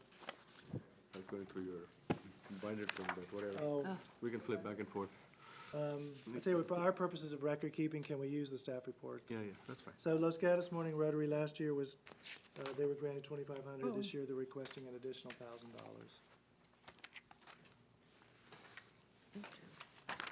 Yeah, I've applied to join the Rotary, so I'm going to abstain from this discussion. I don't need to be recused, as I understood from the city attorney, but I want to stay away from the discussion. You want to take a look at it? I'll take a break. Meeting manager, take a break. This one is Los Gatos Morning Rotary.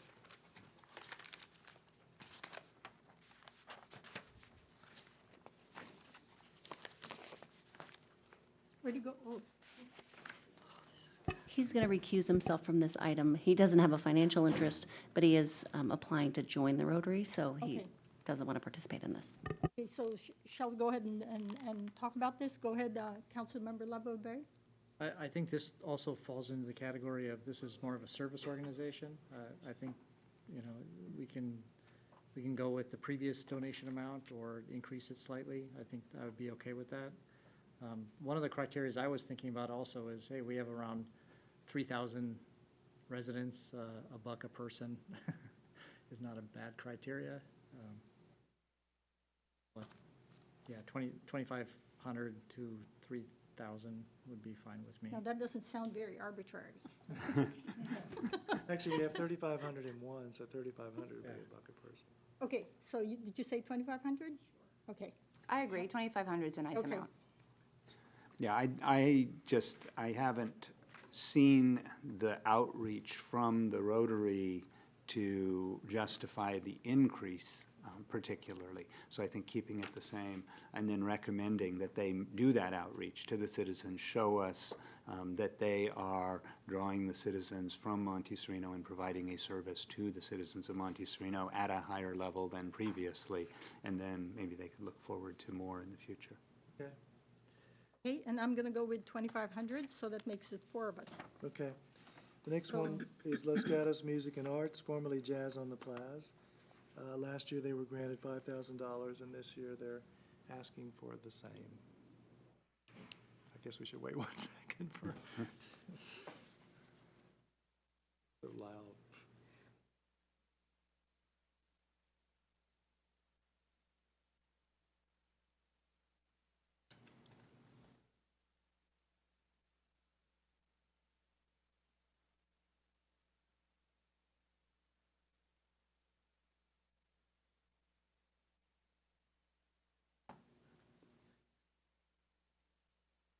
We missed you. So Forced recusal. we moved on to Los Gatos Music and Arts, So formerly what Jazz. happened with the last one? With the Rotary? Los Gatos, oh, it was 2,500. Los Gatos Music and Arts, formerly Jazz on the Plaza. This fiscal year, they were granted 5,000, and their request is to do the same. Okay, Councilmember Lahi, Why don't you guys go ahead? I'm trying to, say that again? why don't you start from that side? I'll Go ahead. let it settle down a Mr. little I'm bit. fine to Levy. keep this. This Councilmember is also a Levy. big event. I know a lot of citizens like this, Jazz on the Plaza. It drives community engagement. I would keep it the same. I agree, they're asking for the same amount, we're being consistent. Okay. Councilmember Luthold? Yeah, I mean, if they're not asking for more, I guess we don't give them more, but I think that again, that's an important event, and they seem to be fiscally managing things through their subscriptions and donations and all of that, and keeping it consistent for us. So I think we should reward them by continuing to fund them. Okay, Councilmember Lahi? That's fine. Okay, 5. And I go for 5 as well. So Okay, 5 so- over for 5. 5,000 on that? Yes. All right, the next one would be Art Docents of Los Gatos. They were granted 3,000 this fiscal year, and they're asking for the same this year. Councilmember Lebovee? I like this contribution amount also, $3,000. These guys are doing a lot of good arts in the public schools and so forth. I think it's a good program. Councilmember Luthold? Okay, on this one, my thought on it, and coming again to thinking about policy, is what are we doing to benefit the citizens? And this one's less direct, because we're benefiting the schools, we're benefiting directly the people who have the kids in those schools, but I think we're really benefiting the community by funding this program. And so I think this is one where the two kind of move from the direct benefit to the community to really the indirect benefit as well. I don't see any problem funding this, but it stands in contrast again to some of the ones that are more personal or private. So this one, I think the outreach and supporting it in the schools is a good thing, and they're not asking for more money, so I think we should Okay. continue. Councilmember Lahi? Yeah, that's fine. Fine. And I'm fine. So 5 over 5. 5 over. So 5 for 3,000. 3,000, Art Docents for 3,000, got it. All right, KCAT, no request in this current fiscal year, but they have requested $5,000 for the upcoming fiscal year. Okay, Mayor Pro Tem Lawler, go first. Okay. Ladies first. Well, thank you. I would definitely support this. This is part of our community, and it would definitely improve communication within our community and give our residents more access to what we're doing here. So I think it'll benefit Monte Sereno greatly, as long as we definitely have access to the video content that is ours. Councilmember Luthold? Yeah, those are my thoughts as well, and I think KCAT's really been vitalized and revitalized. Prior mayors on the board there, I think it's a great thing. And if we can get that content and continue to build, and then if we can use them as a resource to build our history information, the Jack Lucas information is No, important. she did say we could have the videos, right? I think that's what she said today. Yeah, okay. And she said that we'd have access to those. So I think this is great, and I think it's something that we should go ahead and support. Okay. Councilmember Yeah, I am in support. I mean, we have a KCAT representative right here volunteering, and we have to pay the guy, we couldn't afford him, but. Okay. Now- I like, Yeah, definitely it needs to be. yeah, I like this, I like this program too. I like the mean- fact that the kids are involved with this also, so there's training, so full amount. I think you have 5 over 5. Five for 5,000 for KCAT. All right, the next one on the list is Rahima Foundation, and there was no request made last year, so there's nothing granted, and this year they have come forward and requested $5,000. Okay, Councilmember Luthold, you want to start with this? Yeah, on these requests, I think I heard what Councilmember Elahi said, and I'm in agreement generally that I think that we do have a social responsibility that reaches outside of the local community, and that we need to seriously consider these requests and how we support the wider community, because I think that benefiting people in need in surrounding communities helps us, and that we have that responsibility to give back. I don't think that we have the kind of the criteria yet, and I think we need to get that figured out, and then I think we need to create a budget and a process to welcome people to come in and then decide how we're going to spend money and have community involvement about what the community's priorities on our spending are, because one foundation versus another, I might have one that I support, other people might have their pet ideas, and I think we need to figure out how we deal with that. So I'm not inclined to give any money at this time, but I do want to create a pot of money and have these people come to us and have it available to give out in the future, and certainly the people who've come first have some priority in my mind. Mayor Pro Tem Lawler? Yes, I definitely think that before we give to, they're both wonderful. I mean, I would love to be able to support those, but at this time, we need to have a clear policy before we start handing out money without any kind of policy to back it up, because then it kind of opens the door for a lot more. There are opportunities here. I know that they rely primarily on individual donations. There are opportunities here, perhaps, particularly with the 5K, 10K, to get the Youth Commission involved. Maybe we can build awareness in Monte Sereno of these programs. I know a lot of people do work with Second Harvest Food Bank. I know the Youth Commission has done work with the Second Harvest. How can we tie this in to create community awareness and actually involve our community and maybe elicit individual giving at that point, and then later on, we can revisit it once our policy is set, and then we can move forward from there. So that's my take. Okay. Yeah, I Councilmember Lebovitz? think that makes sense. This is a tough category because now we're starting to get into really more private donation type categories. To fund this sort of with primarily property taxes seems odd to me. I think the city could sponsor them. Maybe they could have a table at one of our picnics or something and ask for donations from the community in that way. But I don't think this is something that the city should get involved with. I was actually going to suggest that we invite them over for our picnic and have a table there and build awareness. So, Andrea yes. will add that to her list of people to, We'll talk about who is invited, and what we don't want to do is create a public forum where anybody can set up a table, so we can work on that. so I think And I then, hear, hang on, we're not done yet, because Yeah, Councilmember I mean, Lebovitz. I understand what you all are saying, that we do need a policy, but they are here. And the policy we had so far was that it was open, everybody could apply. So we already had a policy that said you could come in. Because I specifically asked, is this restricted to only Monte Sereno or not? It wasn't. So they've come in, they've spent the time and effort coming in. And if you look at your budget, you got about 3.2 million budget. Even if you look at 0.1% of that budget, it's only $3,000. So it's not like we're spending more than a negligible amount on these.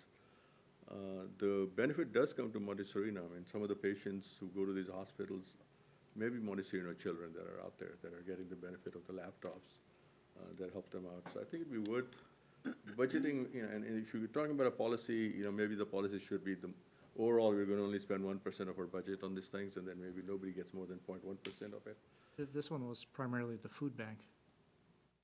No, we're talking about both. Omar's Dream, Oh, and are we are we talking both, or are we talking about Rainbow Oh, so Foundation? you want to talk about both then? I'm You were kind only of talking talking about both. one. Well, okay, let's just take with the Rainbow. Let's. I was referring to both. Okay. Okay. So the discussion kind of went in both, and I don't know if that's, if it helps to separate it, let's separate it out. The food bank helps a lot of very, very needy people. And giving them the extra $500, you're helping one family basically avoid starvation. I would say don't give them the $5,000, but at least give them some amount. Maybe it's $1,000 or $500, but give them some amount. And then we can set up a policy also, but I don't think it hurts us because the policy that was in place applied to them, and they applied based on that policy. Otherwise, they wouldn't be here. So we have a policy, let's follow that policy, and then we can make a new policy as we go along to restrict it if it looks like it opens a whole floodgate of people coming in. Okay, so let me clarify something here. So we're talking about just Rahima or both? Let's do it one at a time. Let's talk about Rahima first, I guess. Okay, That's a harder we one. got 0, 0, 0, 0. And you're at 3,000? Yeah, I'm at, let's say I'm at 2,000. I would say, but it doesn't really Okay. matter. I mean, if you got that many zeros, my 2 in front of the zeros doesn't add up. We already have 3 zeros. So you have. Both you of have your- them? So if there's No, no. just for No, Rahima. just one, just for Oh, just the Rahima. first one, 0, okay. Yeah. Okay, so now let's go to, Omar's- you tell us where we want Lamar's to go. Dream Foundation, again, no request this fiscal year, but they're requesting $5,000 for the upcoming fiscal year. Okay, Councilmember Elahi? Yeah, again, on this one, they're supplying to all the children, and there could be any kid anywhere at Stanford Hospital, at Good Sam that she pointed out, or at the Los Gatos thing, and we don't know if those kids are Monte Sereno residents or not. They could be, and what they're providing them is a year worth of education from their hospital beds as they're getting some very critical treatment. It's a great organization. They do marathons and all that also to raise some money. I would say, again, the policy as it exists, there's enough incidental benefit to Monte Sereno that we should consider their request at some level. And I'll let you guys figure out what level you want to do. If they ask for 5,000, I would say at least 2,500. Okay. But Councilmember Above? I'm going to try to stay consistent. I think this is more charity-based versus event-based, so I'm going to say nothing. Okay. Councilmember Luthold? Yeah, I'm still at nothing for now, but one other comment I wanted to add that was more general to both and being supportive, but I heard the city attorney's comment as well about public forums, is we might also look at doing outreach, creating something on the city website saying, here are people who have come and are seeking donations in Monte Sereno. Here's a link to information about them. These people have made the effort to reach out to us who are in the position that we may be able to help. So maybe the website would be something that's relatively low cost to us in the future, where whether we give or don't give, we could offer that to people. But I still come back to this. I do think we need to have a social budget and figure out how to give an amount, set that, and then allocate it. So I really like that idea that we create a budget and do it. Now, coming to this, I'm wondering whether we may want to consider putting something in the budget now without allocating it to specifics, build the policy, but have it in the budget so that we could give it out. So if we put $10,000 in the budget for this year, when we have a policy, we might have it available as opposed to having to wait an entire year to do that. So I'd put that Okay. out there as well. So it's 0 But I'm at 0 for Omar Stream for right now. Mayor Pro Tem Lawler? Yeah, I stick with my previous statement. Okay, and same for me. Okay, so, Los Gatos Community Concert, He didn't come. they did not come tonight, but there was a letter in the packet that you should have seen that came from them for their request. They listed the concerts that they are sponsoring. And this fiscal year, they received 1,000, and they're asking for the same again for the upcoming fiscal year. okay, Councilmember Luthold?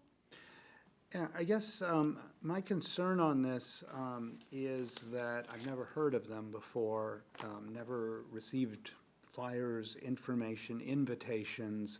And so in terms of comparing that request to Jazz in the Plaza or Music in the Park, or even Art Docents was in and explains on where they contact the community, I see in the letter and I see in the request, they do something at the high school, but I don't know, is that open to the public? It's on Thursdays at 2:30 p.m. or something, and I'd never heard of it before. So I'm not really averse to continuing what other people know more about, but I'm very concerned that we're continuing to give money away to something that may not be for our citizens the way that the other programs are. So I'm tentative on this one right now. So are you at 0 then? Because we need to move on. I'm at 0, but I'm not going to be concerned Okay. if other people want to continue. So. Okay, thank you.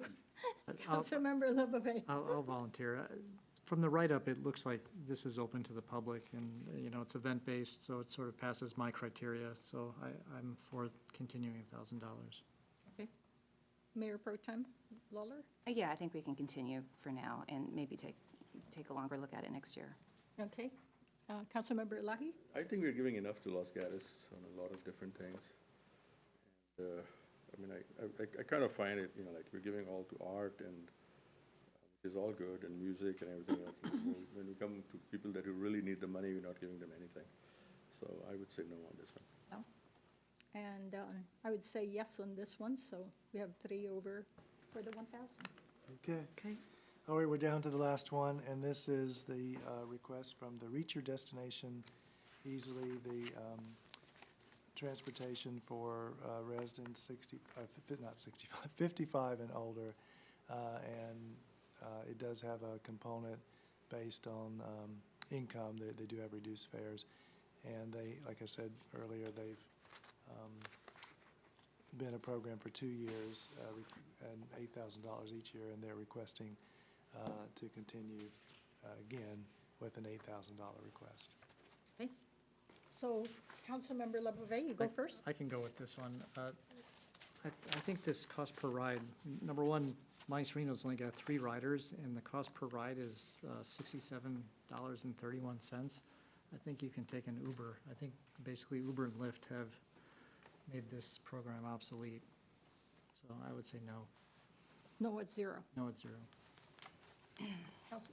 Councilmember Elahi? I was going to take the Los Gatos formula this time. I guess Los Gatos is putting in 17,000. No, 10. Did you say 10 or 17? No, they moved it down to 10. They did lower they haven't adopted the budget yet, but I believe that they were only going to offer 10. Okay, so if you use that formula, what we are, 30% of Los Gatos or 1%, 10% of Los Gatos? 10%. Then it'll be $1,000 for us. Well, Los Gatos has 58 riders. I understand, but I'm just using that formula based on where our population versus Los Gatos population. Okay. I'm saying, okay, let's go 10% of whatever Los Gatos is doing, so it'll be about $1,000. So, did you say 1,000?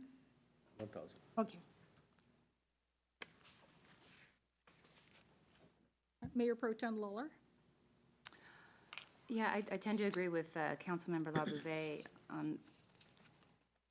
The cost isn't really, it's probably less expensive for us to reimburse folks for an Uber or Lyft ride to their doctor's appointments at this time. I'm concerned about the viability of this program in the future. I really don't know. And I totally agree with you, and I'm only speaking up on this one particular one because Tyler Taylor's not here.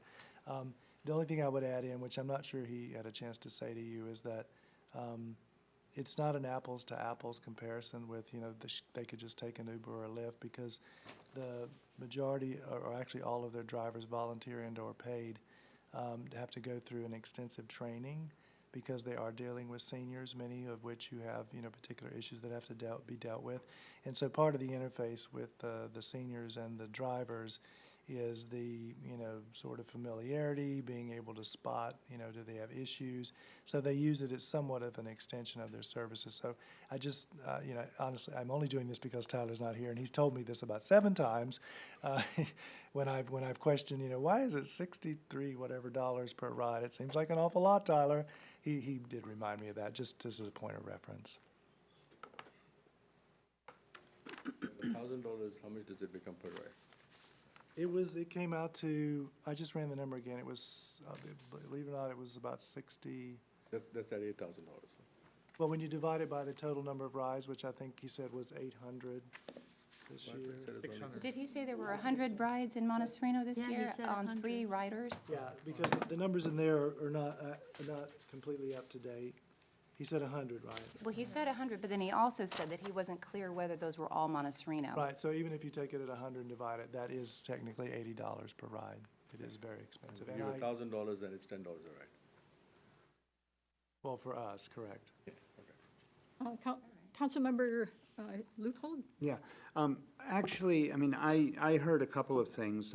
One was that, the point that we just heard, which is it is a point of contact with seniors, and this program is working out of the rec center. It's directed towards connecting seniors with the information they need.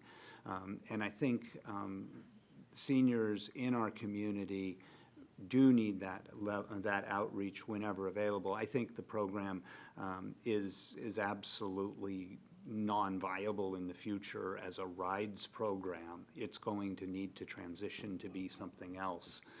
But I think helping them a little bit along in that transition, and Councilmember Elahi's comments of saying 10% of Los Gatos, I mean, I think that makes sense. So I would be for putting that $1,000 in and suggesting that we want them to make the transition, because they're probably more aware than we are. Uber and Lyft provide the rides.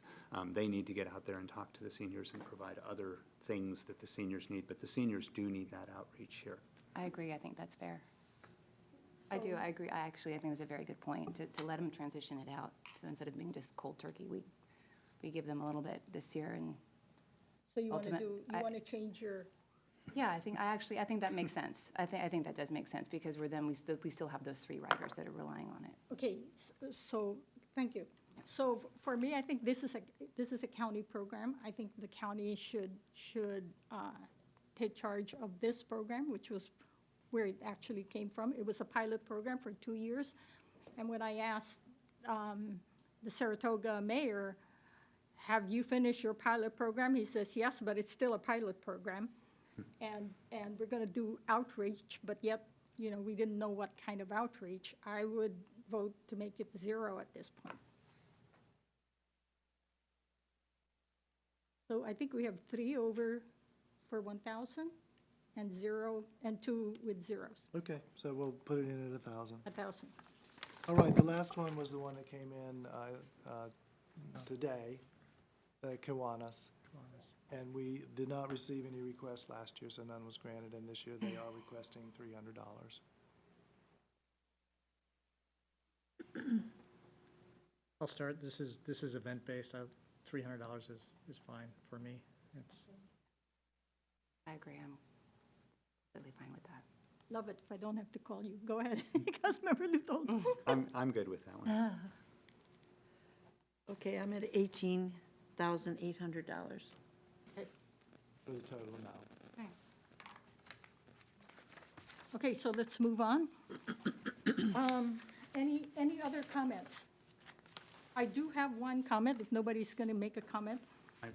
Oh, you will? Yeah. I mean, I've got a comment on emergency services, 555, before we turn off of page 6 here. Yes. If I can make that, and talk about this one.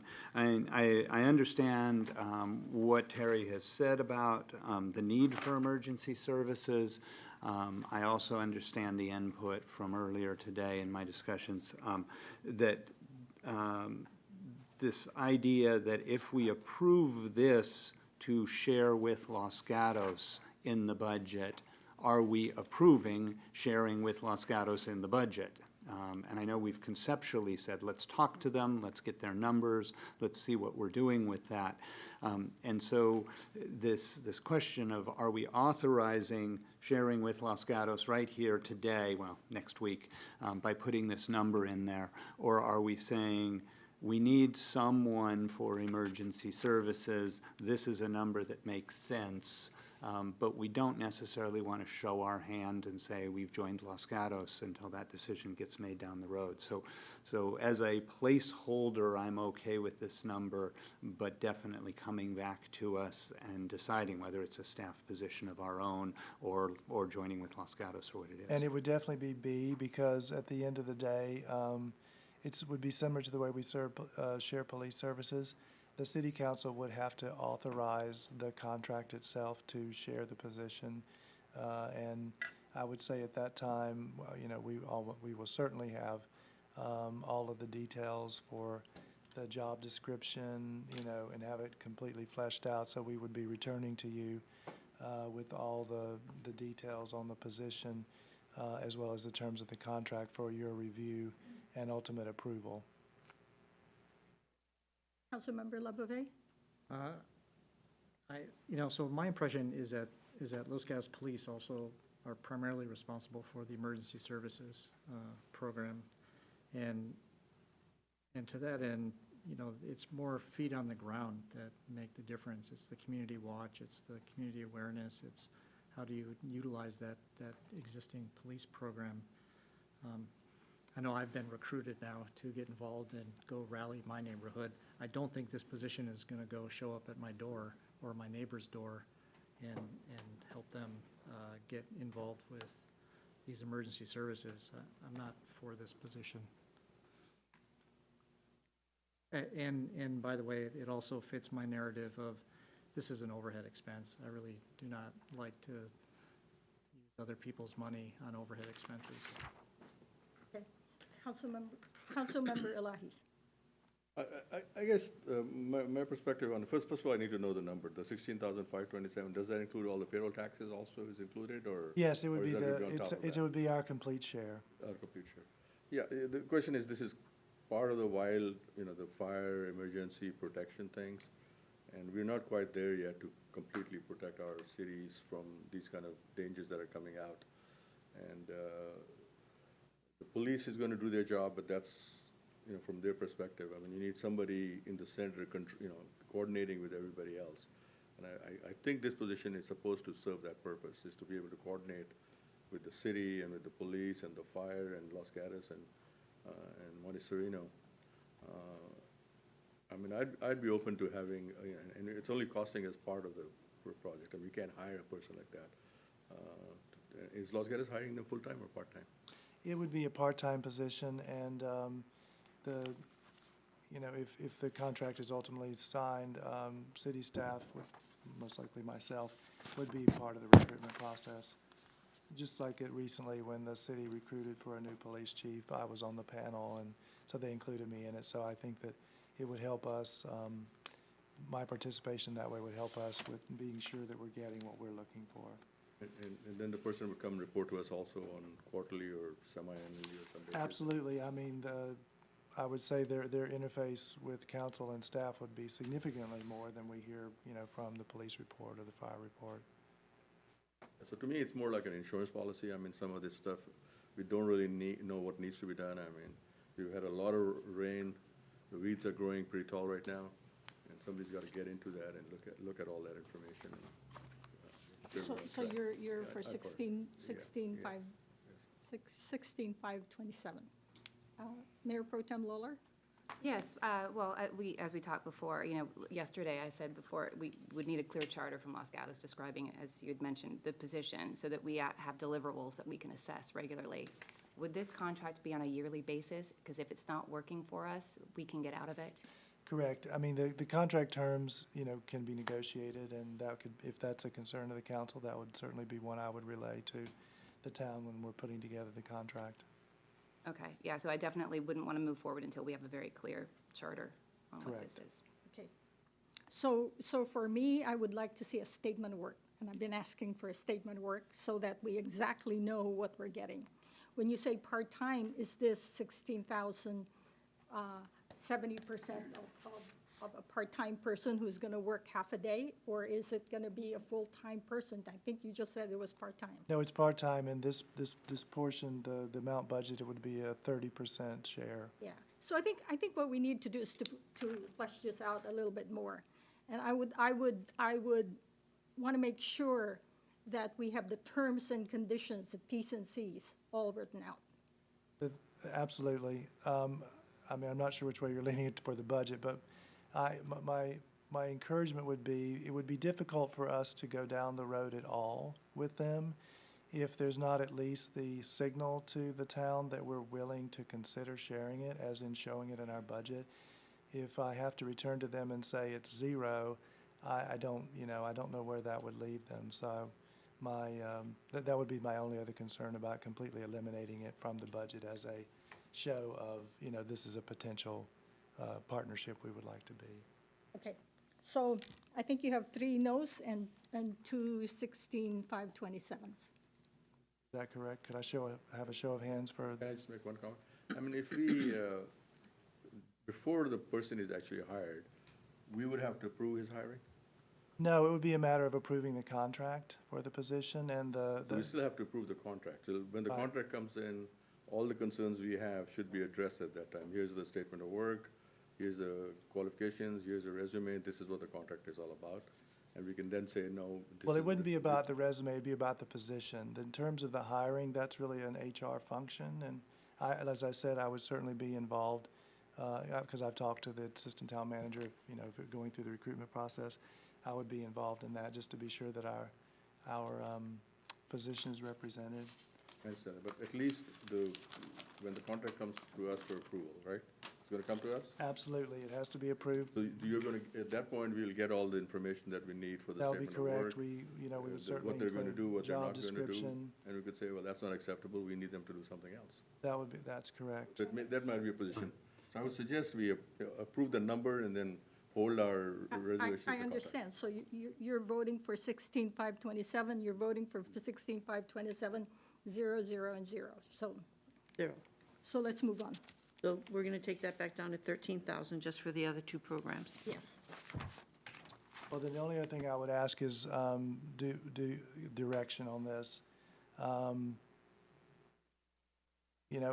If do you want me to?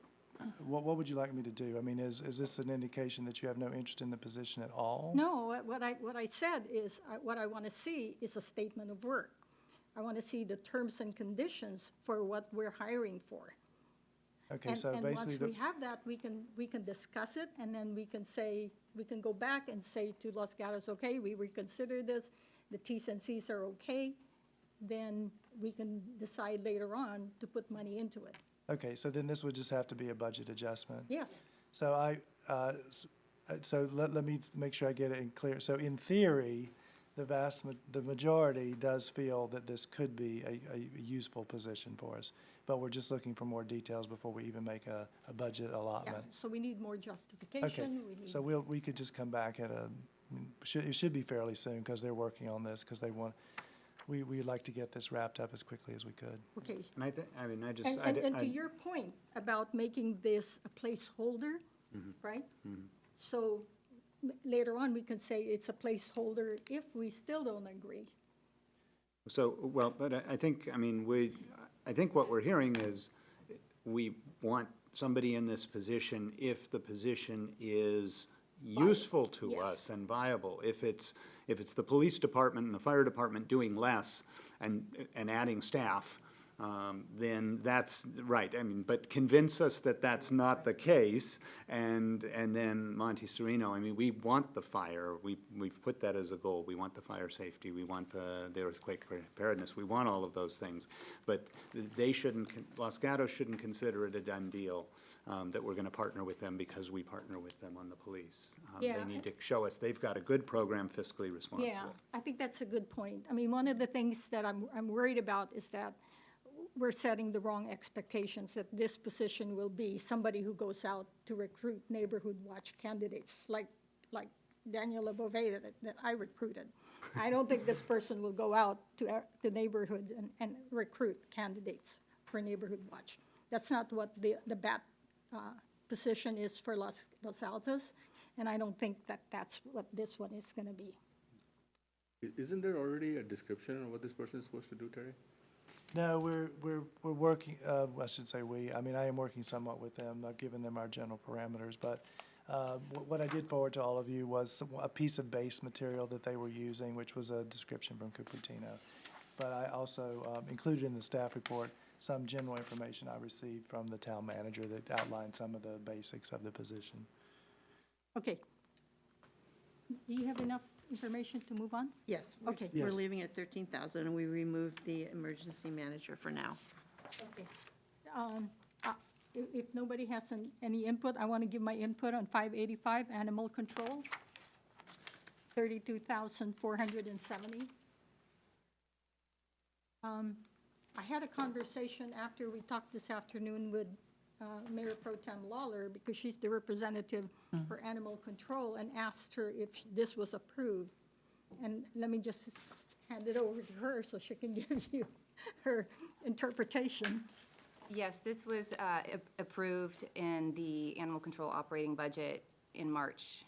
And what this number represents is, it looks like it's a big increase from last year, but when you look historically at the numbers, fiscal year 16-17, the number was at 28,915. Fiscal year 17-18, it was at 30,000. Back in 2009, it was at 34,000. So this number at 32 represents, it's a compilation of many things. It's based on the number of animal intakes and calls, and it's based on a formula calculating the population, the square mileage, and we added square mileage last year with the annexation of the hacienda. So this number is a reflection of what's happened in the past year. So that's what was approved, and what they're trying to do for the next 3 years, they're going to maintain this number and revisit all of these numbers in 3 years so as they can have a consistent budget, because there's so much fluctuation year to year from these different cities with animal intakes and such that it makes it difficult for them to budget. So can we have your vote on this? No, I approve You're this. okay? Yes, yeah. Okay with 32,470? 585? Right, just Oh, to yeah. clarify, so 30, yes, yes. the calculation of what that fee is spelled out in the JPA agreement that we have for the animal control, so it's really not negotiable. Subject, okay. Right. Okay, good. I guess, I mean, I did want to comment on that if I just look at Silicon Valley and our little part of it, this seems like an extremely huge budget. I mean, I understand there's a formula in a JPA and it's not negotiable and all of that, but our piece, they either have an amazingly large budget or our piece of it seems unusually high. And I doubt we have the power to do anything about that, but Right, it does that's look something like for that. you to reflect to them. Sure, it does look like that. And Mountain View had a large increase last year. So there's sort of this normalization. If we bring more cities in, which they're trying to do, obviously these numbers will go down. So we'd like to recruit other cities. So how many cities do you have? that We do have animal 4. control? It's Okay. Campbell, Mountain View, Monte Sereno, and Santa Clara. Okay. If I could back up, just, I wanted to comment to Councilmember Lavouvet's comments about the general plan revision. It Yes. sounds like we're leaving it at 0, but it sounds like we may well want to look at that, especially in light of SB 50. And I think I spoke to a number of you about this. The city attorney and the city planner are taking a look at what might need to be done, and they're trying to get a better idea of what we would need to comply. She can speak to this a little bit better than Yeah, the planner and I have been working on this and coming up with criteria, and so I wouldn't expect there to be an additional charge for the work that we're doing at this point. So I think that there's no need to make a change to that at this point. But I guess the key that I'm concerned about, and I think you guys are in on this, but hopefully we can get a report back and maybe even create this as an agenda item to learn what's going on with this. It appeared that there may be an opportunity, if we get our general plan in place correct now, then we can use our general plan to block some of the egregious things that are being proposed potentially, assuming we have good justifications for all the general plan things that are already in place before something comes down from the state. So if we adopt objective standards for our entitlement process, our planning approvals, if we have objective standards right now, we can still apply those. It's the subjective standards that are more difficult, and most planning standards are subjective. So we are working on making some things that we can more objective in order to try to protect ourselves. But our general plan at this point, I don't know that we need to make changes necessarily to that document, but the planner and I are looking at all the different ways that we can, and we are going to be coming back in August with an update on the housing bills as they're making their way through. As the council may be aware, SB 50 is currently on the back burner, so we're focusing on a few others. And because of the unique character of Monte Sereno, there are a lot of the bills out there that really won't have as a significant impact on this jurisdiction as they will on others. So we'll give you an update on that in August and let you know how. But it's definitely something we're monitoring, and we'll bring forward any changes that are necessary. I guess my concern is, I think in the past, there have been some events in the city where we've missed a deadline or an opportunity, and then we're wishing that we had done something prior to something having happened or a deadline having passed. If it turns out that there were objective standards that we could get in place prior to September, and then some bill comes down in September and we can't be creating new objective standards to back into that. I think there's just huge urgency potentially to find those objective standards that other cities are working very hard to find and define and stretch the limits maybe even, and get that here. And if, I would be saying, we need to put this on the agenda, but if we need to spend money and get consultants and get ahead of this one, I'm for that. And so I don't know if it falls in here or if it falls in litigation and consulting budget or whatever, but I want to put this as an agenda item to really light a fire, because I think, they're looking at the fall season is bill signing season. So SB 330 is supposed to be in the Senate floor October the 30th.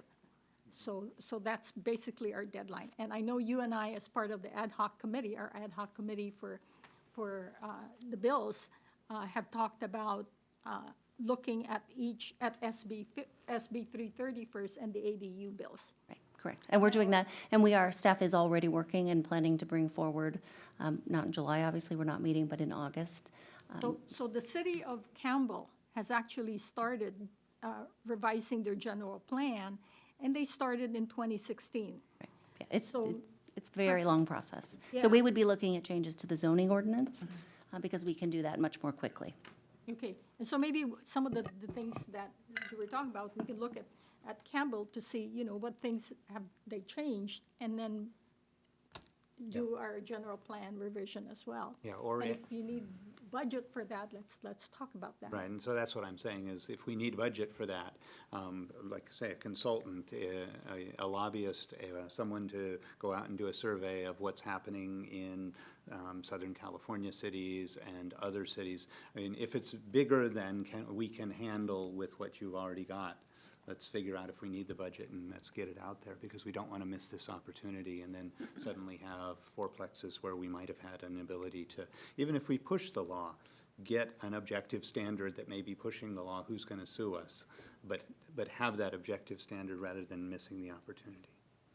I don't think we can solve this with a dollar figure today, but it's something that, Terry, you may be able to help us with. Well, in this particular case, I have been leaning on the city attorney and the city planner, and I think that they're already, Both of you. they're already working on, looking at this and trying to determine our course of action. But we don't, as she said, at this point, we don't see the need to hire anyone to help us out, but I think that may change, and she can certainly let you guys know. Okay. So we're at 0? Yes? Sounds like that's the recommendation. It's in process at 0 with current staff. Okay. Okay, so I guess our next item on the agenda here is personnel. So before you start, there's been a couple things raised, and I just want to, just clarify and give you some more background information. And I may have mentioned it to some of you, but I didn't know if I mentioned it to all of you. The current salary schedule for the city employees went through a fairly extensive review a couple of years ago Some of it started before I started with the um, the interim city manager, but then I had to complete some of the work. So in general, in terms of the salary schedule that we have, we did some surveys of similarly situated cities in the Bay Area to be sure that they were, in the right ranges. Actually, at the time, I think one or two of them were adjusted with adding a couple steps on the top end because they were on the low side. But in general, that work went on in the last year and a half plus. So I feel fairly confident that the existing salary schedule, is current. It's competitive. The current environment for hiring, of course, is very difficult because there's a intense shortage of employees, including in the government sector. So I think it's important that, that the staff, salary ranges do remain competitive. So I just wanted to point out that we have had a fairly comprehensive review, and I do believe that it is generally in line with, where it should be. So the basics of the request, of course, are around any adjustment to the overall scale and the cost of living adjustment. And in this particular case, staff looked to the Consumer Price Index, and which was at 3.87, I believe. Thank you. You think I could remember that after hearing it 7 times? 3.87, and so we were putting in a request at 3% for the overall changes to the salary schedule. So is that for COLA, and then you're going to add a step increase for merit? Well, what happened, the way the employees move through the scale, it has 5 steps to it, which is a very common system among city governments, is there's an annual performance evaluation. I have a very specific process which I use, and in this case, I am responsible for everyone, except for the city attorney, of course. And so I do conduct the annual evaluations, and a person does not move up in a step scale unless they get a satisfactory evaluation. So what is the maximum number that you're looking to give for performance merit increase? Well, the steps have from top to bottom, there's 5 of them, and there's a 5% increase from one step to the next. And this is also a 5% increase from one step to the next. So there are 5 steps? Correct, there are 5 steps. This is a very common schedule for city governments. The 5% scale is very common. Some cities have 7 steps to allow for some additional range for longevity. We just have the 5. Some cities also have in provisions for if you've reached the top of the step, there's some small amount that you can add, but we don't have that either. So ours is pretty basic at the 5 steps. So that is just for the salary increase. Then we have to allocate PERS, correct? PERS. Well, And we have to allocate for Social Security. Correct. As we talked to a couple of you guys, I'm not sure if it was everyone, back in what was the year, 19? Oh, I didn't look that up, but I believe it was in the 70s. In the 1970s, when cities were permitted to opt out of Social Security. The vast majority did. I do not know why, because none of us were here. That the city of Monte Sereno did not opt out, so we don't have that option now. So, yes, it is true that, of course, as employees' salaries increase, there is additional contributions for the CalPERS retirement based on a percentage, and there's additional contributions based on Social Security. So, yes, all of those costs do incrementally increase along with the salary schedule. So if I remember correctly, last year you gave a 6 to 8% increase for staff. Well, did we have a 3% COLA last year as well? Yeah, so any person that increased a step last year would have received, correct, 5% for the step and 3% for the cost of living. So it would have been an 8% increase. 8% increase. Correct. Okay. Can I ask a question?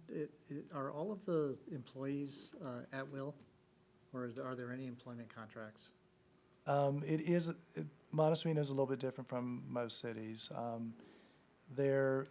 Most cities, of course, have labor unions for most of their employees, including planners, finance people. I mean, most cities, only the director levels and above are, on a contract basis. So there's what's known as a memorandum of understanding, which is usually negotiated with the unions.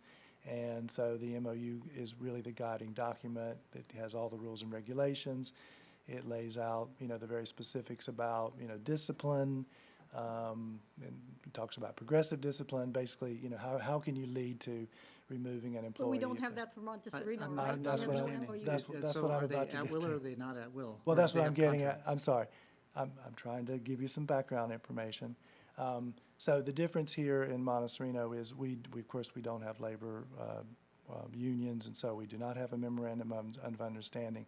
So technically, the employees are at will. They're not under a contract. There is, of course, when I say at will, there's still a very specific process that that I would have to go through if I felt that there was an employee that was not Do performing. any of the offer letters that we have written to date have an expectation about yearly COLA increases plus merit included in them?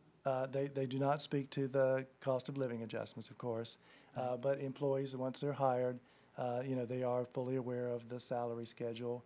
And as, I'm sure as the prior managers did, and I do now, when I meet with them, and usually even before that, make sure they understand before they accept the job, that this is how it works. There's step increases.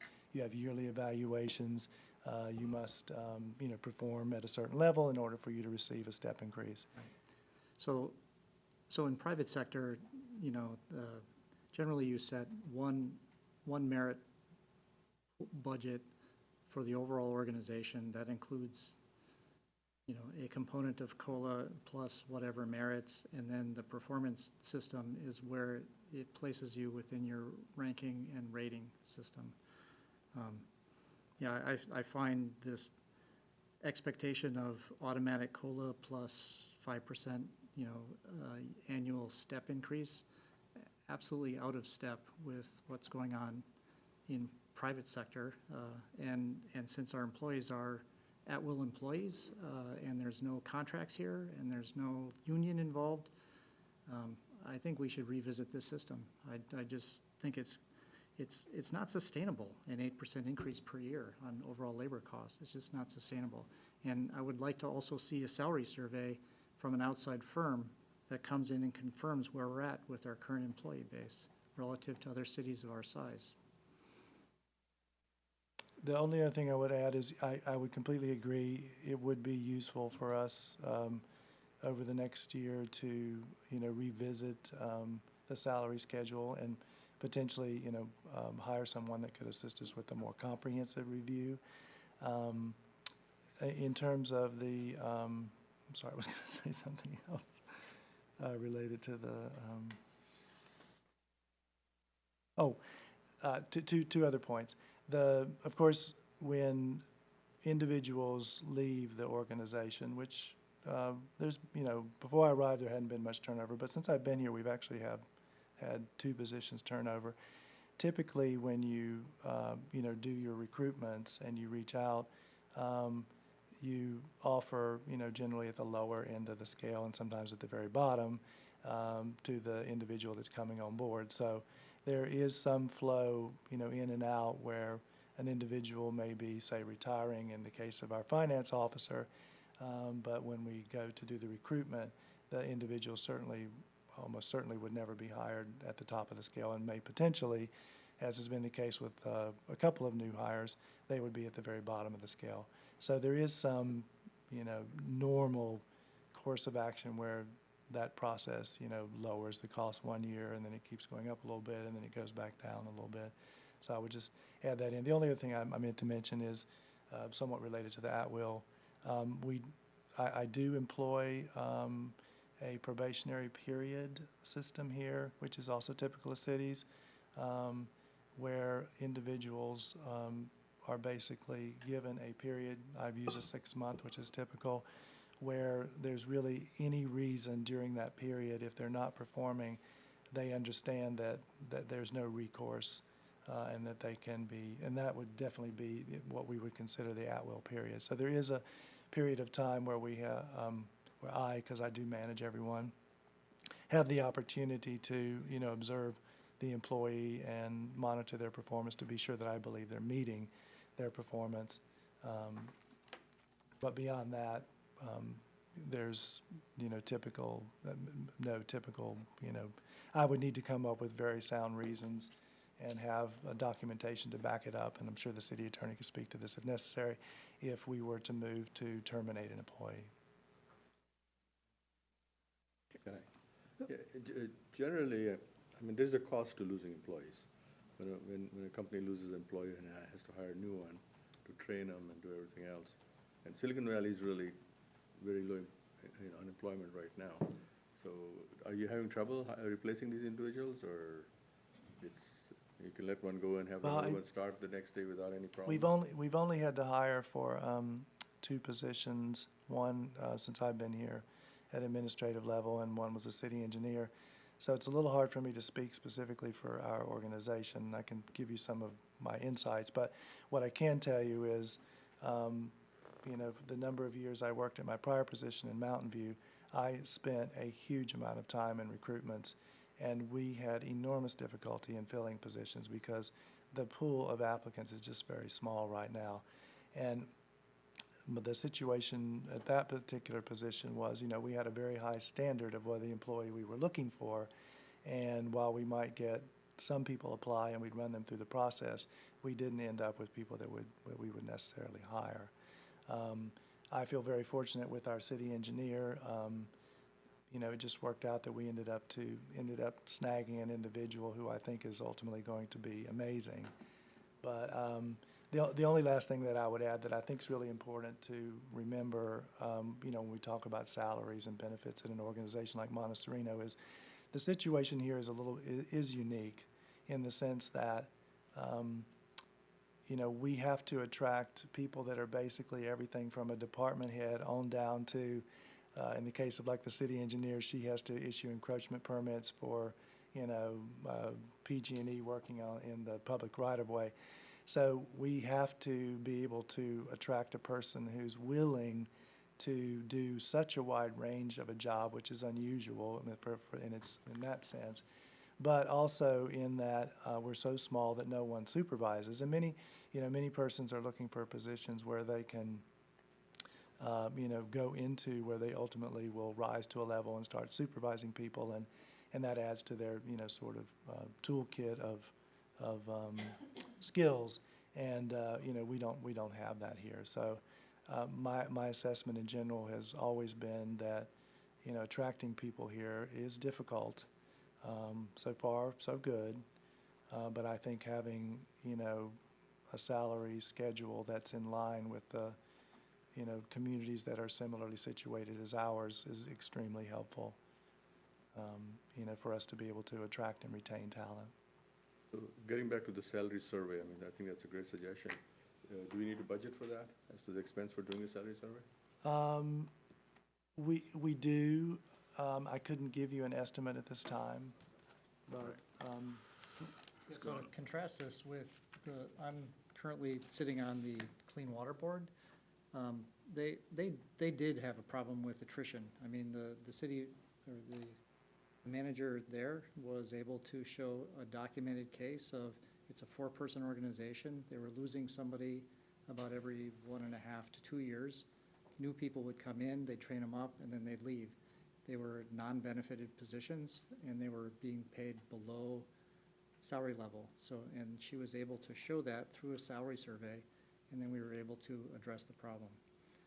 I don't think we have that case here. I think, we have very senior employees who have different motivations, and then we have some current employees who have already, their expectations are already set. They accepted an offer just recently.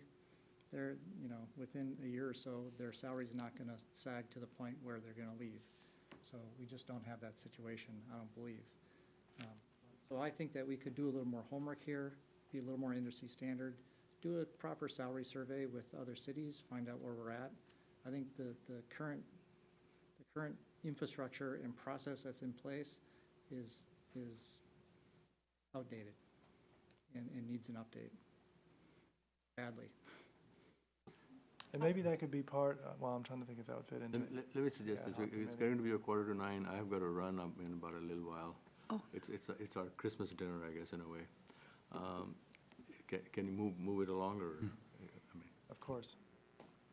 Yeah, so at this point, I think changes to the actual salary schedule itself really are,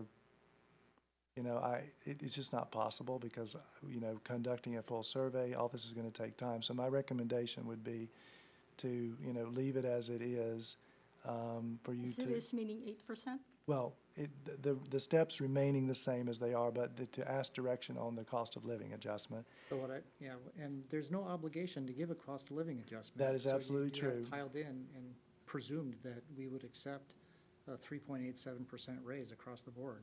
That is absolutely true. Performance criteria whatsoever. Well, the performance review of the employees is up to the city manager. That is my job. Exactly, and you're saying that that comes next, and, but it is in the city council's purview to allocate a merit budget, which is what we're talking about now, and then you can go ahead and distribute that merit budget how you see fit. That's the way it works everywhere else. So, like, Yeah. I mean, obviously, yeah, if I may, I mean, obviously, it's a complicated and important issue. One thing that I don't even have the starting place here on this. I assume this is all public information. Everybody's salary is public information. It is correct. The public could have that request. The city council doesn't have that information. What I want to know is what each person is making, which step they're on, Actually, and I whether you anticipate raising them this year. I did send an email with that information. I know you've been getting all that. Okay, I may not have seen that, but I mean, but what I wanted, and maybe it has this, but what I want to know is which step are they on? And are we talking steps? Is steps an annual thing? I mean, because you say a Correct. step is 5%, does somebody move up 5 years, move up 25%, then cap out? And then has everybody capped except for 2 employees, in which case we shouldn't be seeing the kinds of numbers we're looking at here? And I do apologize. You know what, I'm 2 persons requested it, and I may not have sent it to everyone. I don't have it right in front of me, but if I can recall, we have two employees that are at the bottom, the 2 most recent hires, and I believe 3 at the top. 3 at the top, and Jeannie's at 2, second. the city planner is at the second step. okay, And, so, and is it an annual, I mean, is Yes. there a presumption of an annual step up barring Correct. not good performance? Well, And if so you- the employee, the employee was going to know before we do performance evaluations if they're not going to move up or not, because my approach to evaluations is that they are continuous throughout the year, and any individual should not, it shouldn't be a surprise to them if they are told you're not going to receive a step increase, But- based on your Right, performance. but and then would they generally expect that, I mean, it's 5 years and you've capped out? I mean, I mean, once they reach the top, that's the top. but is that, I mean, it's sort of an expectation of do your job well and you'll move up in these steps almost every year? That is a general expectation, and that's, in general, in all the organizations I've worked for, that is generally, how it is, how it works. Because I'm with Councilmember LaBouvet's statement. Normally, where I would be looking at this, I'd be saying, we're going to increase X amount. Terry, go use it as you see fit among various people. The issue with that, I would say, is we haven't established an approved salary schedule by the city council. So my recommendation would be to move forward with, reviewing all of this, including salary survey, and potentially other ways to, assign performance increases in the future, and that we, hold with the schedule we have at this moment just for this time, and that, the question to the council would be then, do you see, the need for any increase for cost of living? I have something. yes. Well, I mean, just to that point, so 25% over 5 years seems rather unsustainable, I mean, in my opinion. 25% of Silicon Valley companies, the top 25%, their max COLA is 5.5%, and their COLA includes not only cost of living, which comes out to be a little over 1%, but it includes merit-based. And that's the top companies in Valley that are giving this to their employees. So we just seem quite skewed when, you know, we've got teachers fighting for a 1% increase. So giving someone a 5% increase for satisfactory doesn't necessarily seem motivating. It's just like, oh, I'm just going to get it if I do a decent job. Well, it Could we is more change th- that to it like is more maybe than 1% satisfactory. It for is step more than one? satisfactory. Okay, So- but we may either address the COLA, if, since it's, what you said, it's strictly cost of living and not including those other things, we need Right. to adjust that to be appropriate.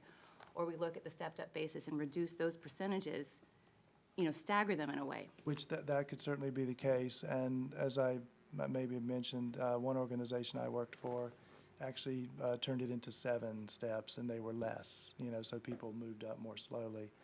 Not even for using the COLA language anymore, because we should be allocating a merit budget that we think keeps our city competitive.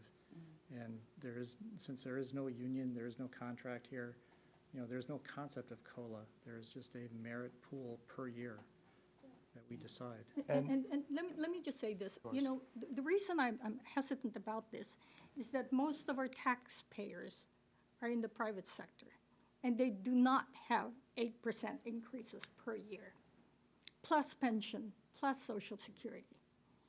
And now we're imposed, you know, now they're gonna have to pay for all of this, and they're going 8%, we had that last year, the next year we're gonna have another 8%, that's just for the that's just for their COLA and merit-based increase.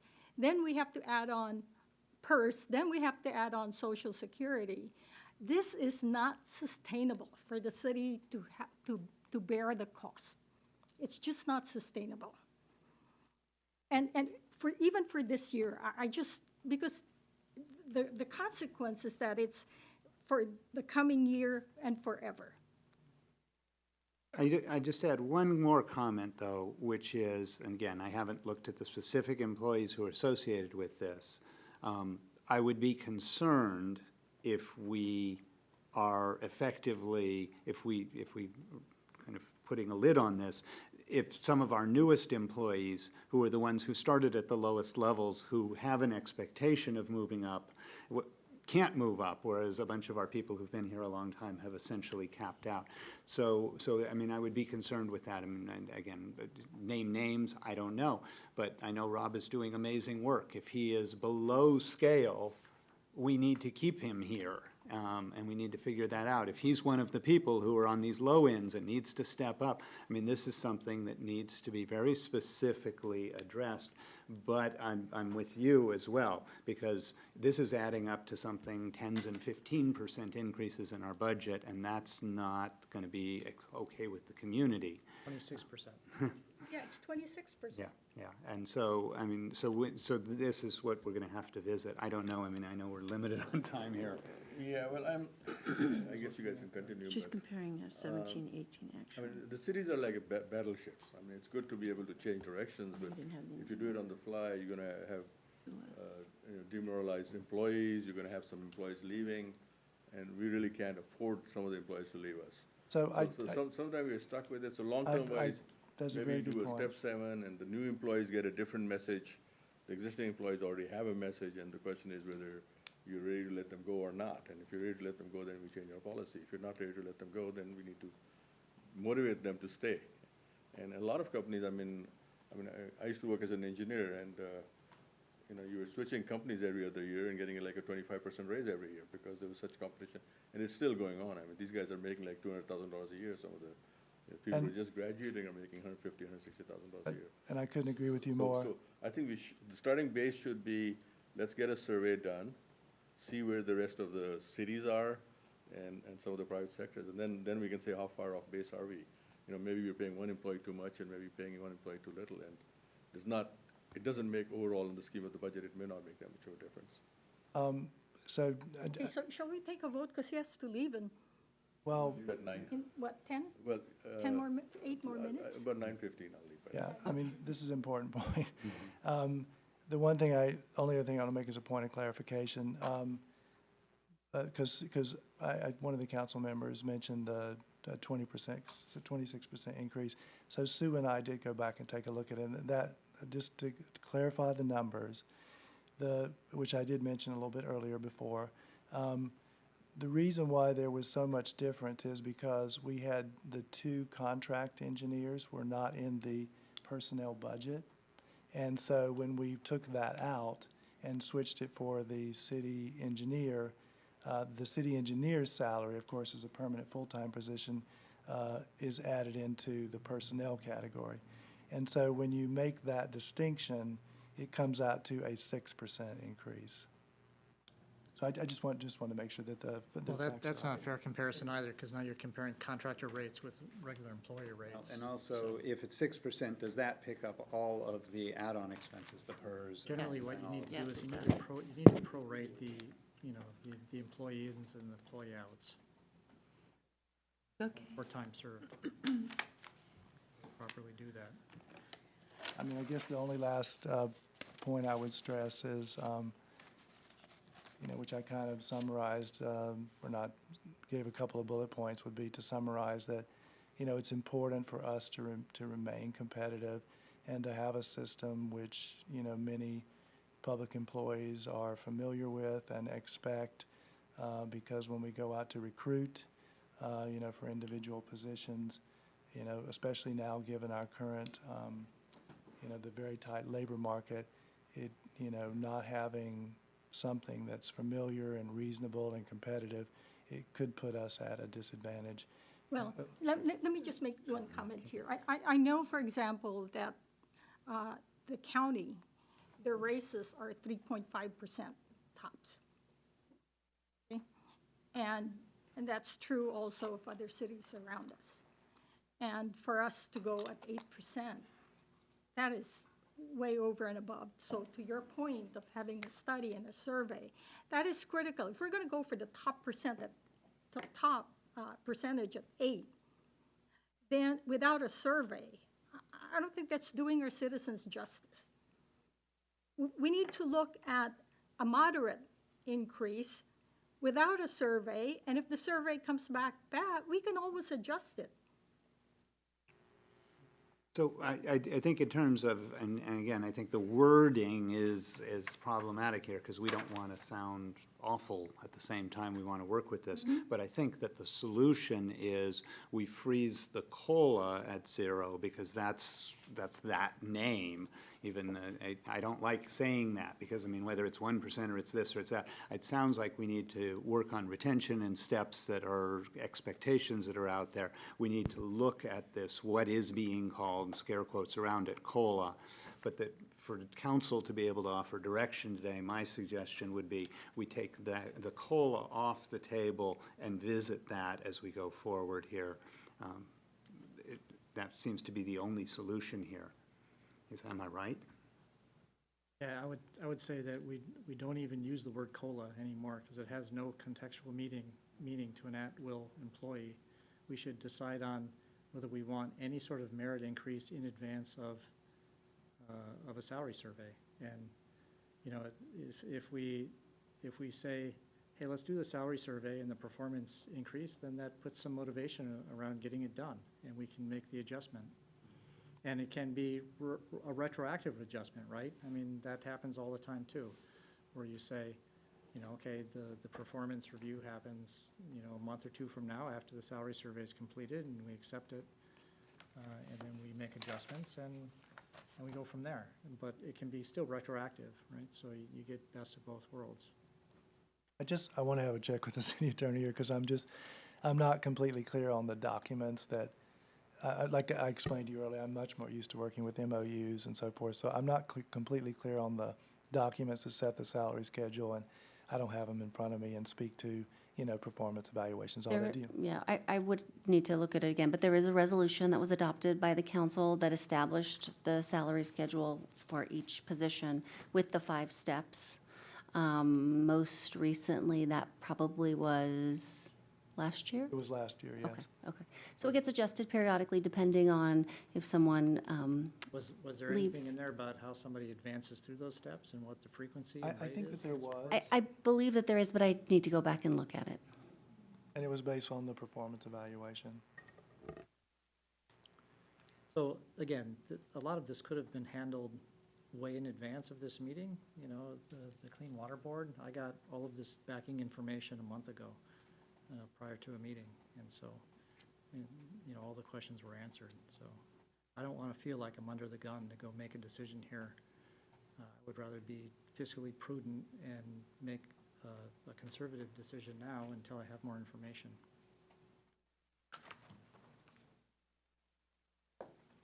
Well, I think I'm hearing enough of a majority for no to any, what we were calling a cost of living adjustment. Is that correct? Could I have a show of hands to see if I got that? Okay. Yeah, I mean, I'd rather wait for the survey before, because I'm concerned about employee morale, and then if you already have a resolution in place, that's in a sense the agreement of the city with its employees, whether we'll be violating that agreement or not. If we change in mid-course without having. And we'll make sure and we pull that together when we come back on the 18th. And can we assemble a whole package of that rather than just shooting off little pieces to each of the Yes, council members absolutely. one at a time? Yeah, So absolutely. I think I received some information that other people didn't receive, and so it would be nice to all be on the same page. And I do apologize for that. Usually I'm very good at sending everybody information when any individual answers a question, and I realized this afternoon that I failed on that, and I apologize. Okay, so let's move to administrate. Well, just so that I understand, so Yeah. we're removing the 3% COLA that's included in the salaries in this Correct. full-time? So keep it flat. Keep it flat. Flat from last year. Correct. And in addition, in this category, should we talk about this additional half-time administration, this So you're administrative removing position? COLA and the steps? No, just the COLA at the moment. We certainly could talk about that. A couple of things. The current, all of you've met Gloissy, who's, you know, is at the front. She was, because Catherine, who previously occupied the administrative 2 positions, she left us to go to Texas.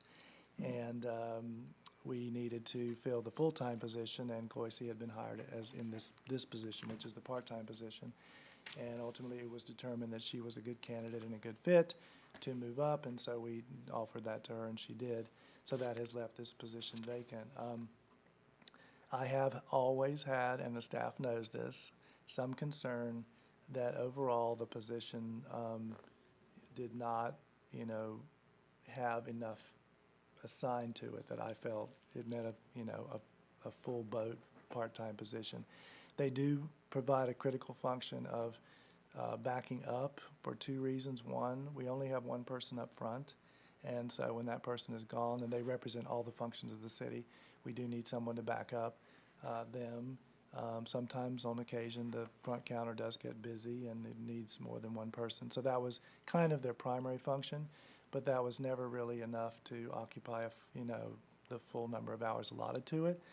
So what we did with this recruitment was, I've heard a lot from the city council and the community regarding the need for us to up our public information efforts, newsletters, website management, social media. A lot of those bits and pieces I'm doing myself and can't really get to well or timely fashion. So when we did this recruitment, which we just did the recruitment, we added in all this extra functions, which I did outline in the staff report for this position we'll be taking on. So we haven't hired, but the 4 candidates are coming next week before the interview panel. My belief is that this is, with the additional duties, this position will be, have fully enough to do for the halftime spot. And I do think it's a critical piece of what we need assistance with, which we don't currently have coverage. So, I would need to know tonight because we are, we're basically interviewing next week. So do you have a JD for this job, for this part-time employee? Yes, it was posted online. I certainly can share it with you. It was basically similar to the original admin function with assisting with admin duties and backup, but it included all the extra things which I mentioned.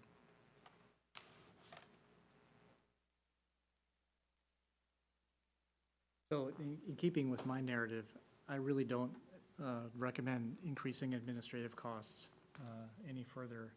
You know, so if you only have a handful of employees, one admin is more than enough. If you're a startup company, you can't afford to have more than one admin.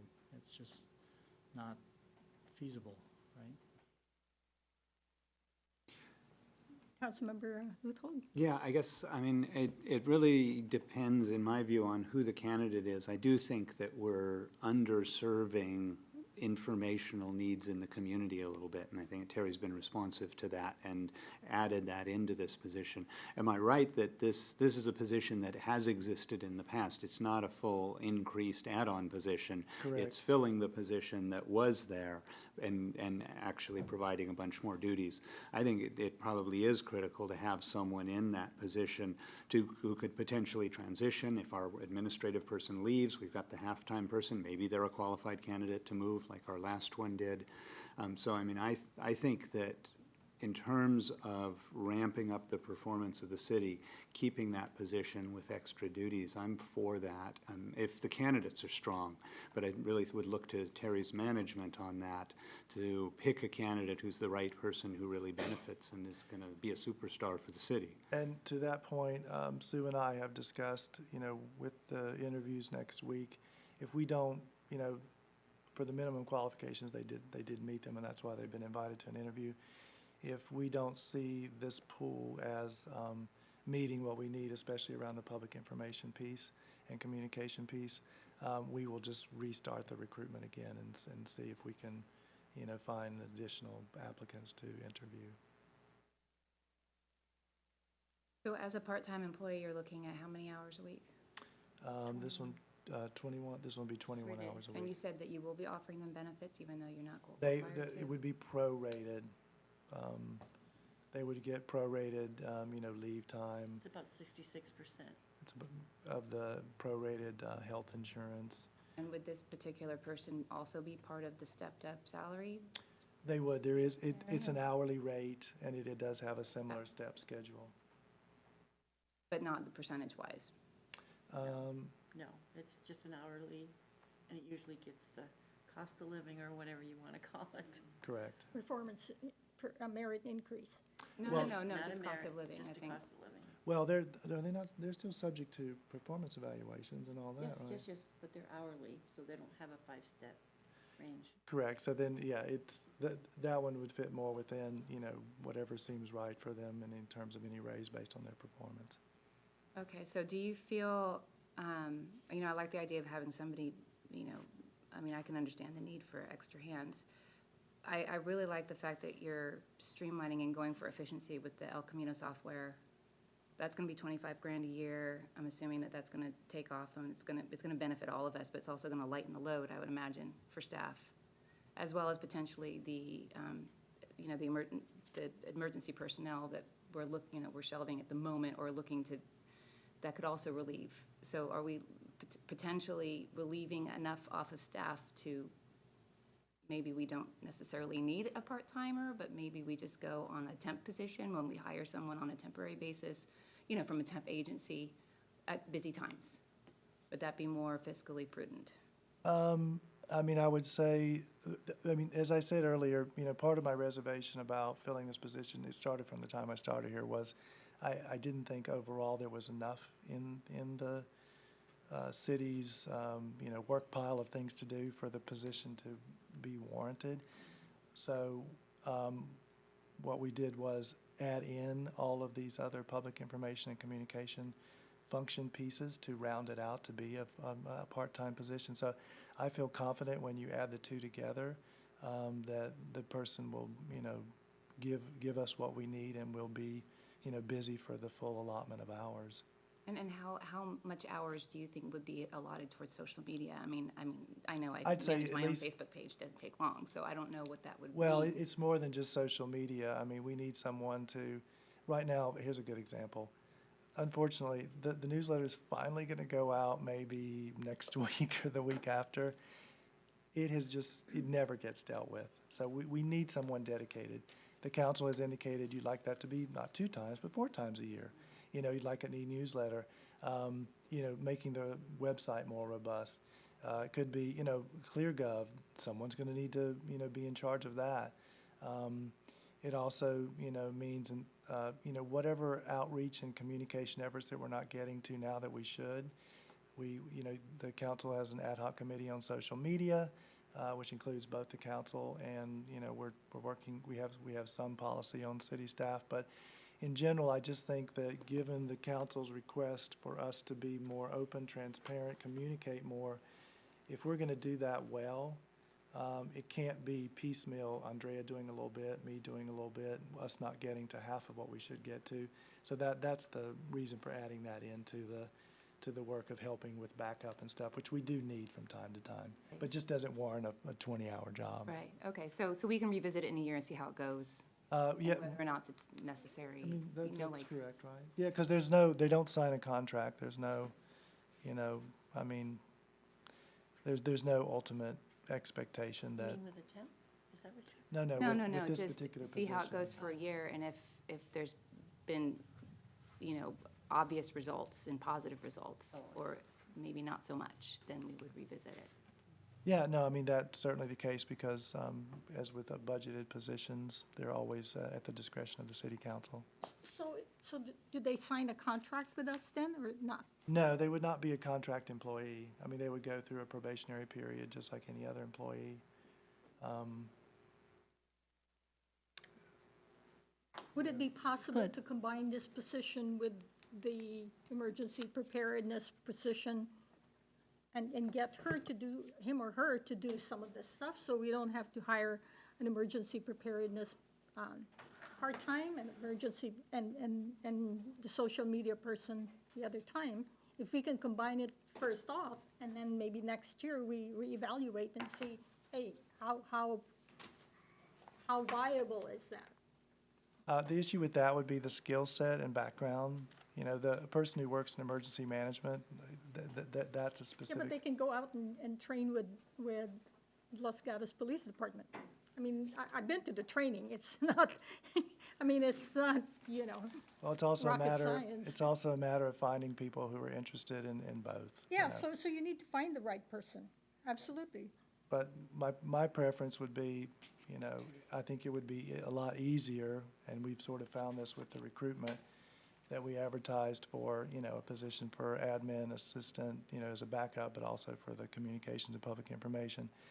I just feel that those combination of skill sets in one person is infinitely easier than that potential, combination of skill sets. I'm really impressed by all your inputs. I think you're giving Terry a lot to think about, a lot of directions. May I make a request? Sure. Because I have to leave in about 5 minutes. There's one agenda item at the end of the ad hoc committee. Yes. Could we take that up and appoint Yes. an ad hoc committee? Yes, for the of course, veterans thing? of course. Then you guys are doing a great job at looking and analyzing the budget, so I think I'll leave it up to you guys to move forward with the rest of it. Okay, so let's move to the second item, which is, see, where's that? It's the establishment of the Ad hoc, veterans ad hoc. Veterans Memorial Ad Hoc Committee. And so staff outlined. Yes. So we have two things we need to do there, right? Right. The first one is a motion to adopt the resolution to establish the Veterans Memorial Ad Hoc Committee. And then the second one would be to have two members, council members, to serve on as the ad hoc committee Correct. representative. So let's do the first one. So do we have a motion? So moved. Second. Second. Andrea? I shouldn't have bad, sorry. He can enter it for you.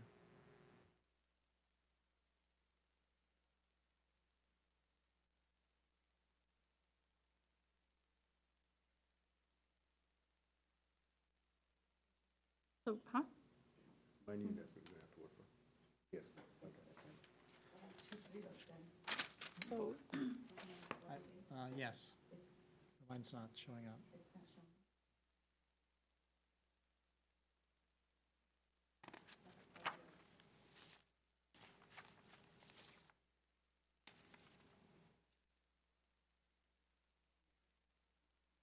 That's 5-0. Oh, okay. All right, good, thank you. So let's move to the next one, which is 2 council members who wish to volunteer to serve on this ad hoc committee. I'd like to, I'll volunteer. I'll nominate you. okay, thank you. I'll volunteer also, or I'm happy to be a representative. Okay, so we have Councilmember Labave and Councilmember Elahi. Do I have a motion?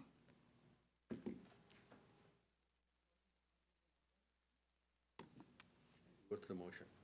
To nominate? I nominate, the motion is to nominate Councilmember Elahi and Councilmember Labube to the ad hoc committee.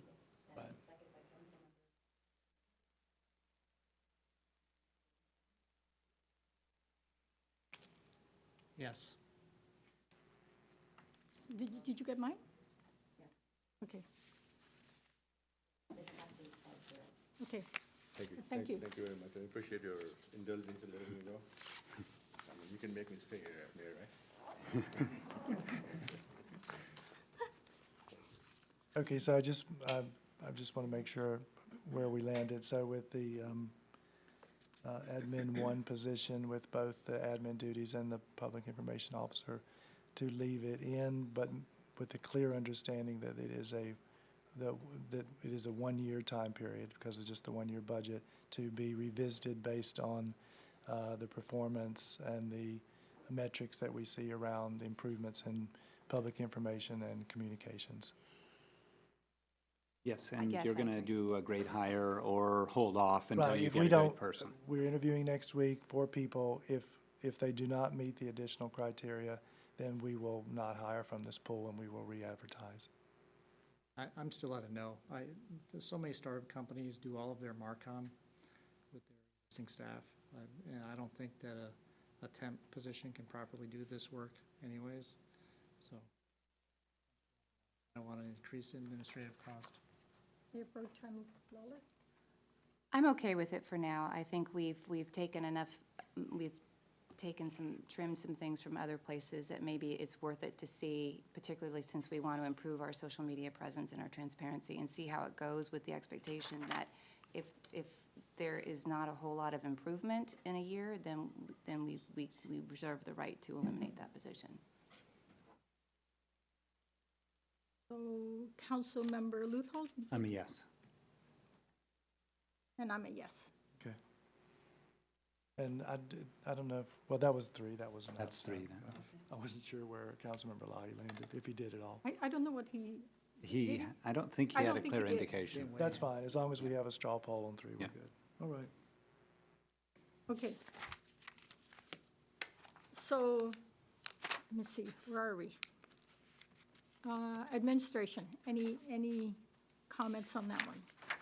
So for clarification on personnel, we just removed 3% COLA and we left in the part-time position. Yes, correct. Item 999, we talked about this yesterday, the 5,000. You agreed that that was more than what you What thought. is this again? City manager revolving account at 5,000. Yes, we've had conversations with a number of you, and actually it's just a carryover from times past, and we have, I've used very little of it. I mean, I think the first year I was here, I used some of it to supplement training for the staff, but then we increased the training budget, so we didn't need that anymore. So I'm trying to remember what we talked about. We're just aligning it with what the spending patterns were over the last couple of years. I have down here 25 is I what we think it talked was That at was- 2,500. Yeah, no, like you said, no more than that would be. Does that seem like an agreement with everyone?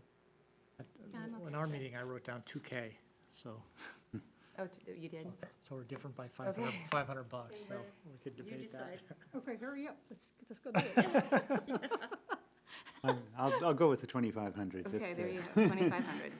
Oh, wait, so Sold. we'll adjust that to 2,500, Okay. all right?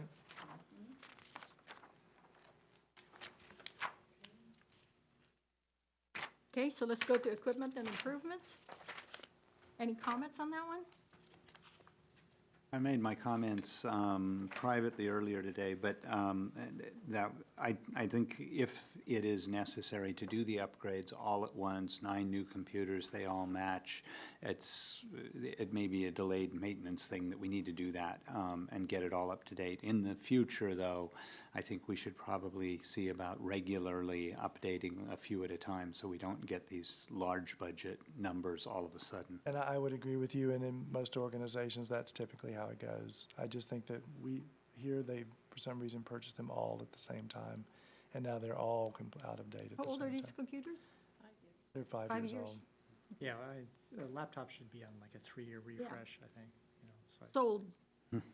Okay. Let's move. I'll make the, you know, I'll just reiterate my beginning comment here, though, is that I think with the Camino and these other software packages, I'm all for productivity and automation. I just think that we should have more rigor with doing a requirements assessment and evaluation and pilots. I don't think that the staff has any IT competence, and so there should be some additional work done in these areas. So I want to make a comment here, and that has to do with, if we're going to go with Camino Software, and they're basically a startup company. No, they're not a startup. They're moving into this area. So if for whatever reason they go out of business, I think one of the things we need to put in the contract is right of ownership of our data, that we can actually get our data. And I think that is a standard condition in all of these contracts Okay. for these types of services. Okay.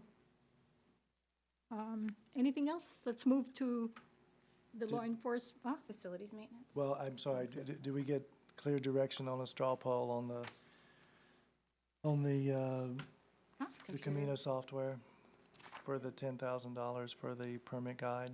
Oh, yes, of course, we Yes. forgot that, yeah. Is that a yes from at least 3? I know there's one no. Councilmember Labouvet?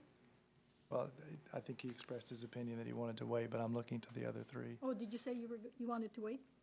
I'd like some more rigor associated with these deployments.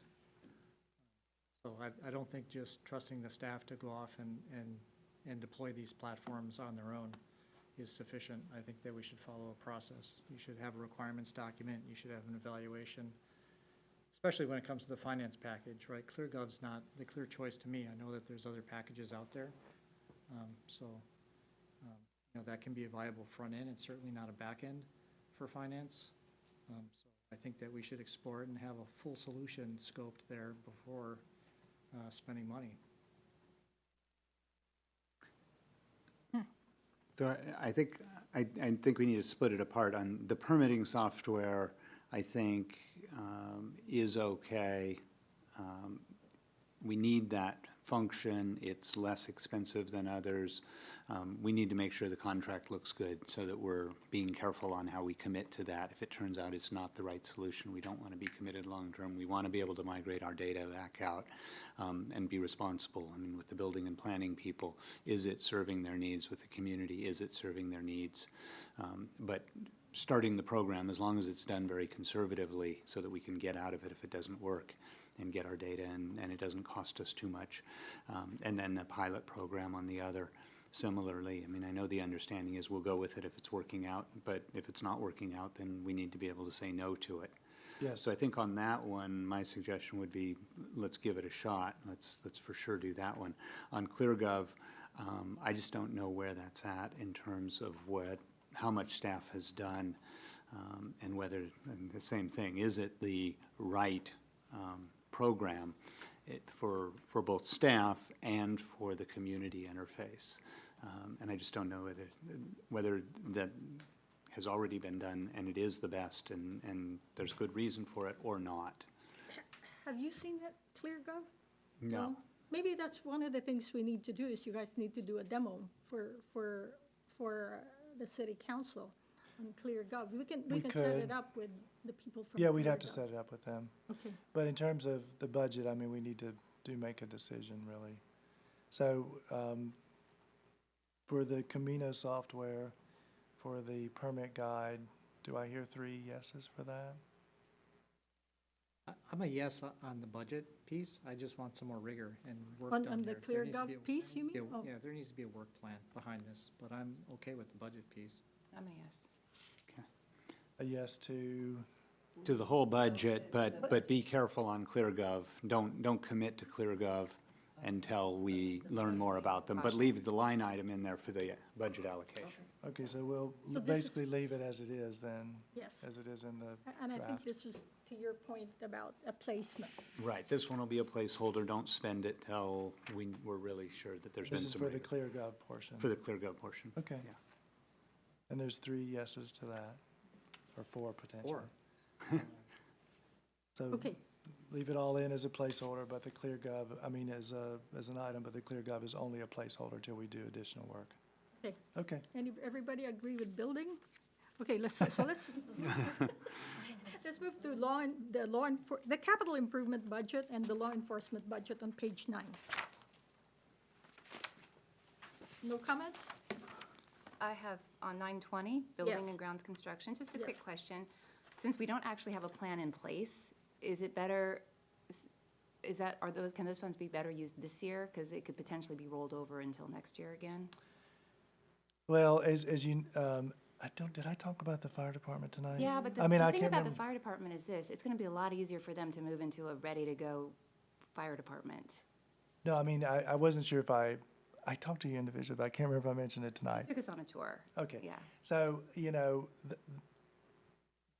whether they may or may not be interested. Right. If they're not, our staff's direction was to, well, what else could we use it for?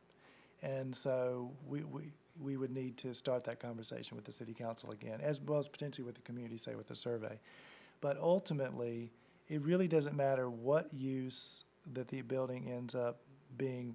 There are certain upgrades, which that's all we're looking at, that have to be done to make it ready for virtually any tenant, any use. And so that's, why we are requesting that it just remain in there. But ultimately, let's say the fire department doesn't happen, and we do a survey, and, one thing I've had chats with Tyler Taylor is about, well, Terry, we'd love to have some of our senior programs closer to your community. So let's just say that's just an example. It's possible that, the building's improved, we've upgraded the ADA requirements, made it, more functional, and they want to hold programs, the council's on board, the community says yes, maybe through a survey. Ultimately, I think it would do us well to have that in the budget. But before staff would ever move forward with an actual contract for the work, we would have to return to you. This is clearly what's being outlined in the plan. We would never proceed with it, I would say, in general, unless we had some idea of what you wanted to use it for, just in case it didn't match up necessarily what we were planning. But the request to keep it in is just so that we don't have to come back during the middle of the year and ask for it. I mean, I suppose we could, when we come, Kristen, tell me if it's possible that if we decide to move forward with a contract for the work, could we at that time request a budget adjustment to add it into the budget? Yes. Yeah, I mean, so that's entirely possible. Okay. I mean, part of the placeholders, and just, from my years of working in government, is because it indicates to the staff and to the community to a certain extent what the intention is of the council for the coming year. So are there any revenue potentials from the fire department? So are they gonna come in and they're gonna pay us something to? I don't know. I mean, that would certainly, I wouldn't be surprised if they wouldn't be expecting that, and I think the city would certainly, be in its right to ask them for, for rent. Yeah, because otherwise, I mean, then we're gonna have to pay for janitorial service and blah, blah, blah, and the Right, and lights. we already pay for electricity and water for the building, and, it would seem reasonable that they would have to recoup those costs, which all that would be part of a discussion when we came back. If they're definitely interested, like I said, and I'll know that in August for sure. So if, My reservation with this one is that, we had 35K budgeted last year. I know that there were some other plans and they didn't pan out. I'd like to see something happen proactively with this space, and especially if it could be turned into some kind of a community center available to Boy Scouts, Girl Scouts, other community organizations to use. It's hard for me to believe that 35K will get the job done, but Terry's assured me that that's all it takes. But let's go get it done. See, if I remember right, last year, what happened with this is that the library people wanted to take it over or use it. And they were going to contribute, I think it was 150,000, and we were going to put in 35,000 to fix that building. So I'm a little surprised that 35,000 to fix that building is going to be habitable. Well, it's currently habitable, it's just it doesn't meet, you know, ADA requirements, so. Whatever Well, habitable means. let's put it this way, you know, I didn't expend funds to, you know, request multiple contractors to come out. Who do we meet with? Tool time. Oh, yeah, Tool Time. It's a company that we use a lot for, you know, services around City Hall and other things we need from time to time. And this was their best estimate for what we were looking for. However, Written estimate? no, I think we may have gotten an email. But what I would say is, if, you know, if the council lands on a use and it seems to fit within what our original thoughts were, we would have to seek out a very specific written estimate. And that would be the time that we would need to bring a contract to you, let you know clearly what it is they're gonna do, these are the costs, and so you would know in greater detail exactly what it would be. Okay, so let me just give my opinion, you guys.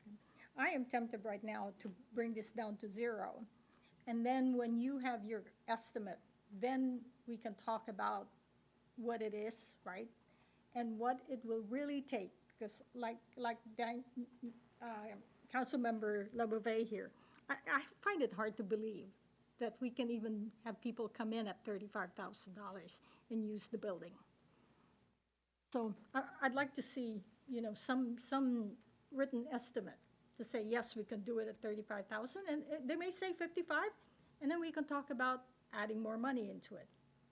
I kind of, my comment, I think if I heard Councilmember LaBouvet's point correctly, and I think this may fit with some of the city manager's thinking too, is that if we don't put it in, then it's kind of, it's not something we're working on.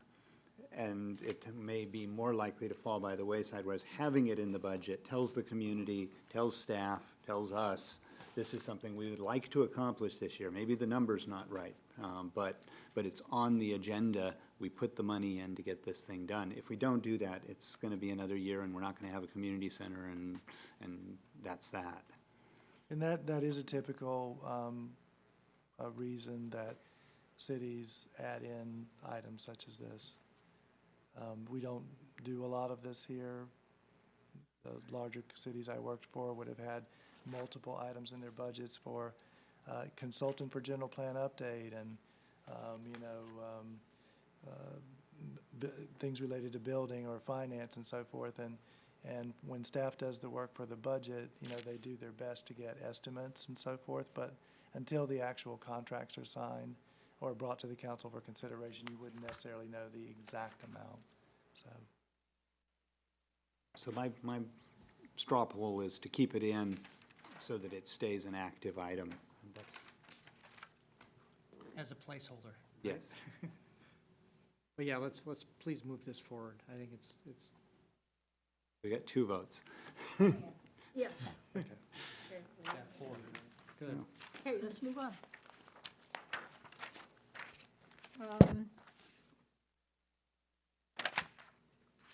So let's move to maintenance. Of course. No comments? Comments. I did have a comment that I brought up in conversation today. I wanted to put it on the record here tonight, and that is on 890 as an example. I think Councilmember LaBouvet said this about wanting green technology and environmental issues addressed and all of that.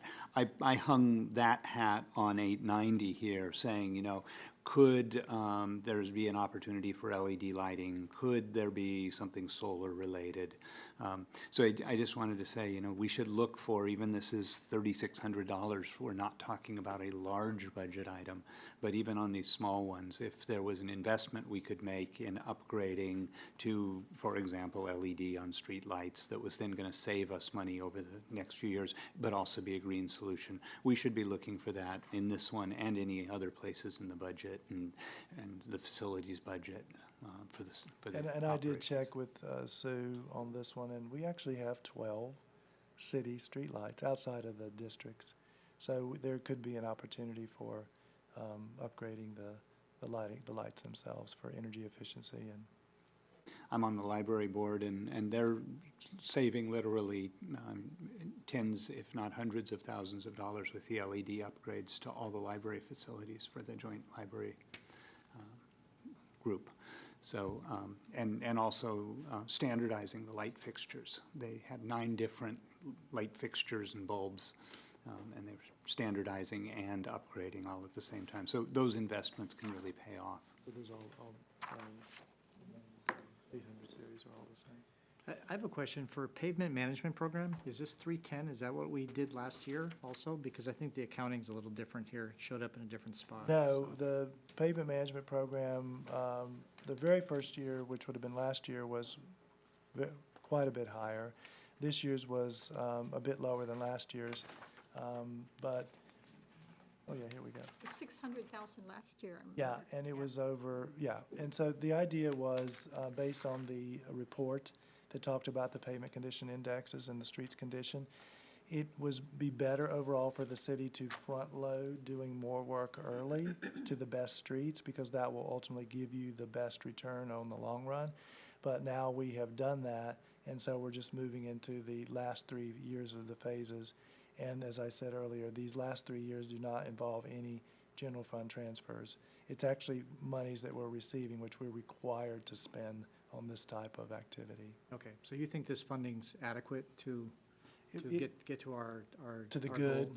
Yeah, goal? our goal is to reach the number 70, the good. So we're hoping we make it to the good. Lowballing again, huh?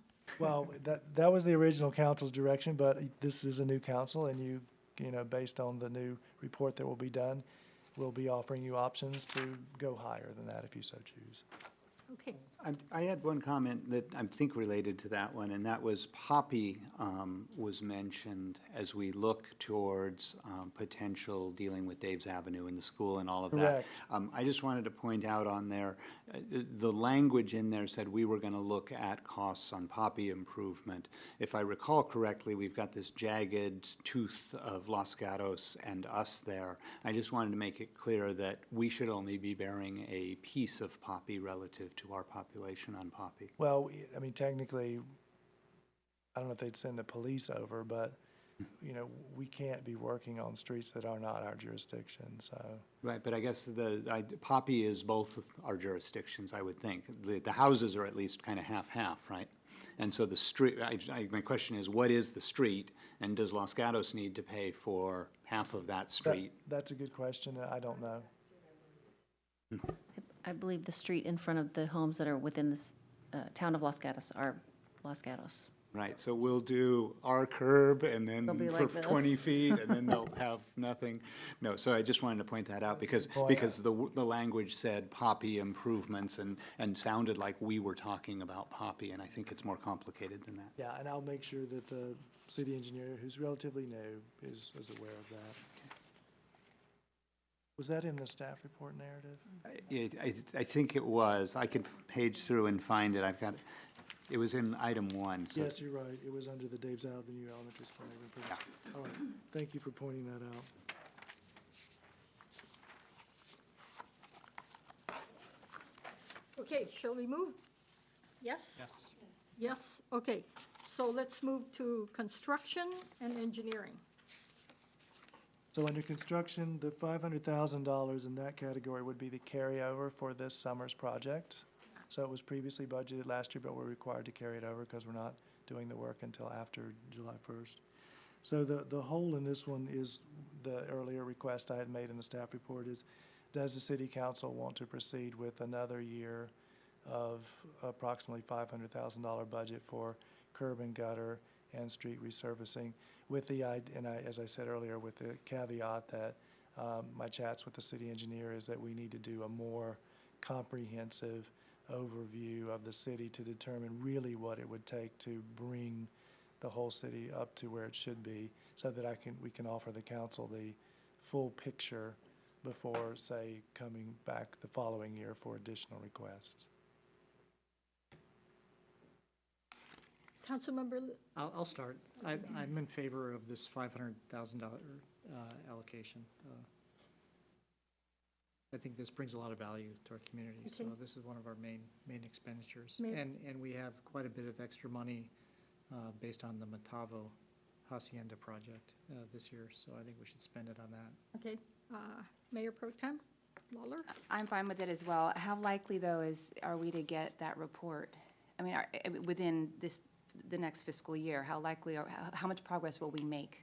Well, I What's that believe goal? the report the city engineer is working on, the budget options report, if I think that's what it's called, I believe is only related to pavement condition and not, speak to this. But I did speak to her today, and she said we might be able to tack it onto that, or even if we couldn't, she believes there are consulting firms that could help us with it. So I would say, I can't give you an exact date, but we would be working on it within this fiscal year that's coming up for sure. So because I would not want to come back to you next year without having a very comprehensive review for you so you can make a better long-term decision. So the potential is that 500,000 you're asking for would be rolled over next year? Well, it just depends on if we get the construction before the end of June or if it goes before the beginning of July. Right. But I would need it put in the budget so that we can prepare for that, activity, because there's a lot of lead time. The engineer has to work on the actual, we have to hire someone to do the engineering and put the bid package together. It gets backed up well into the spring, typically, especially if we want to start the construction sooner than we're happening this year. Go ahead. Yeah, so I'm for it, and I agree with the comments, and it sounds like we need to keep it moving, or we're going to be in exactly the same position, which we didn't in terms of it would roll really to the following year. But we need it in this year's budget. We need to try to move it forward. We need to try to get the projects identified and then started for construction. So is Jim Helmer are you looking to hire him again? We have used him in the past, but a lot of the work that he did was really supplementing the two contract engineers. So we don't need him Well, we do need him occasionally for a little bit of advice. for and, this one? No, he really wouldn't be the best person for this. Okay, He's much more of sort of high-level policy and overall general direction. Yeah, I would say Okay. this is much more detailed. okay, so I vote a yes. So there's Yes. 4 Four, on the four. 500. Okay, Yeah, so we'll have that in. and one related question to that, I think I read this correctly, which is your general fund reserve forecast. Did I read it right? It includes 500,000 each year going forward? Well, I just gave that For to the you for foreseeable. illustrative purposes. Right, but that would be so we can see what the revenue line did if we did that. Right, and as you can see, given the increase in revenues, we're still well above those council's minimum for the reserve. Right. And I So- was just showing you that for illustrative purposes. Right, but for illustrative purposes, it looks like we're well within our budget to continue to do a lot of street improvements It over the coming years if nothing changes Does, dramatically. absolutely. Okay. And I kudos to the original council that said, you know what, we really need to do something about our streets because it is really our only, other than City Hall and the Annex Building, it's our only public improvement, and we need to do a good job of maintaining it. Okay. So we did you guys look at engineering? Yes, no? So there are two, 950 and 970? 950? Yeah, Those- 950 is set. Right, those aren't Through the discretionary. Yeah. I just want to make sure that they looked at it. Yeah. Okay, See if if you have you any guys are questions on done, let's move to special district funds. A, B, and C. Post office is no more. All right. And then the lighting districts, those are based on what are those based on, those costs? It's the assessment districts that the council just approved at the last council meeting. So that's the same amount that we've collected since they were established.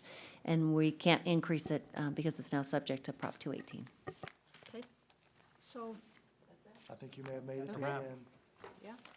and we're done. Not bad.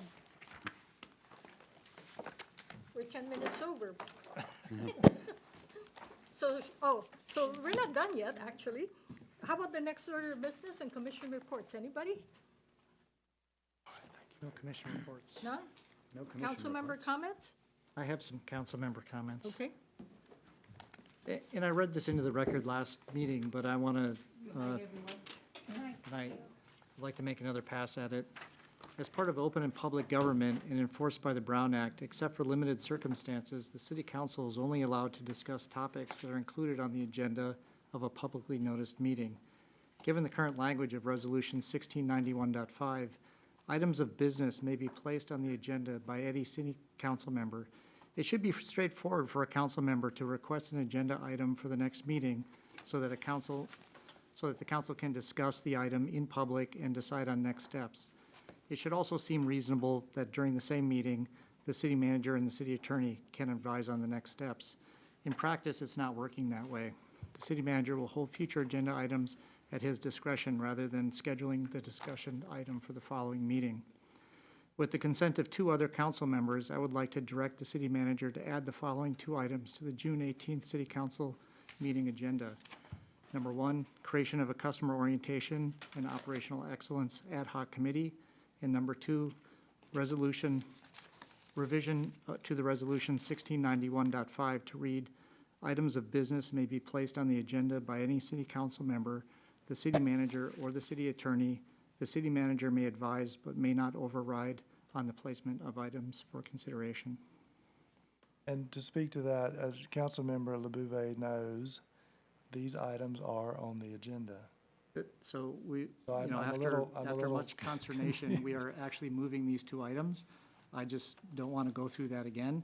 I would like to make sure that these show up on the meeting agenda and direct the city manager to do so. So Well, in a public forum is the only time that we can make directions of this nature. So I need support from at least 2 other council members for this direction. well, they're already on the agenda. So I don't- let's get 2 council members to support this, and then let's just move on. So I mean, just to be clear, those, when you say they're on the agenda, they're on the 618 agenda?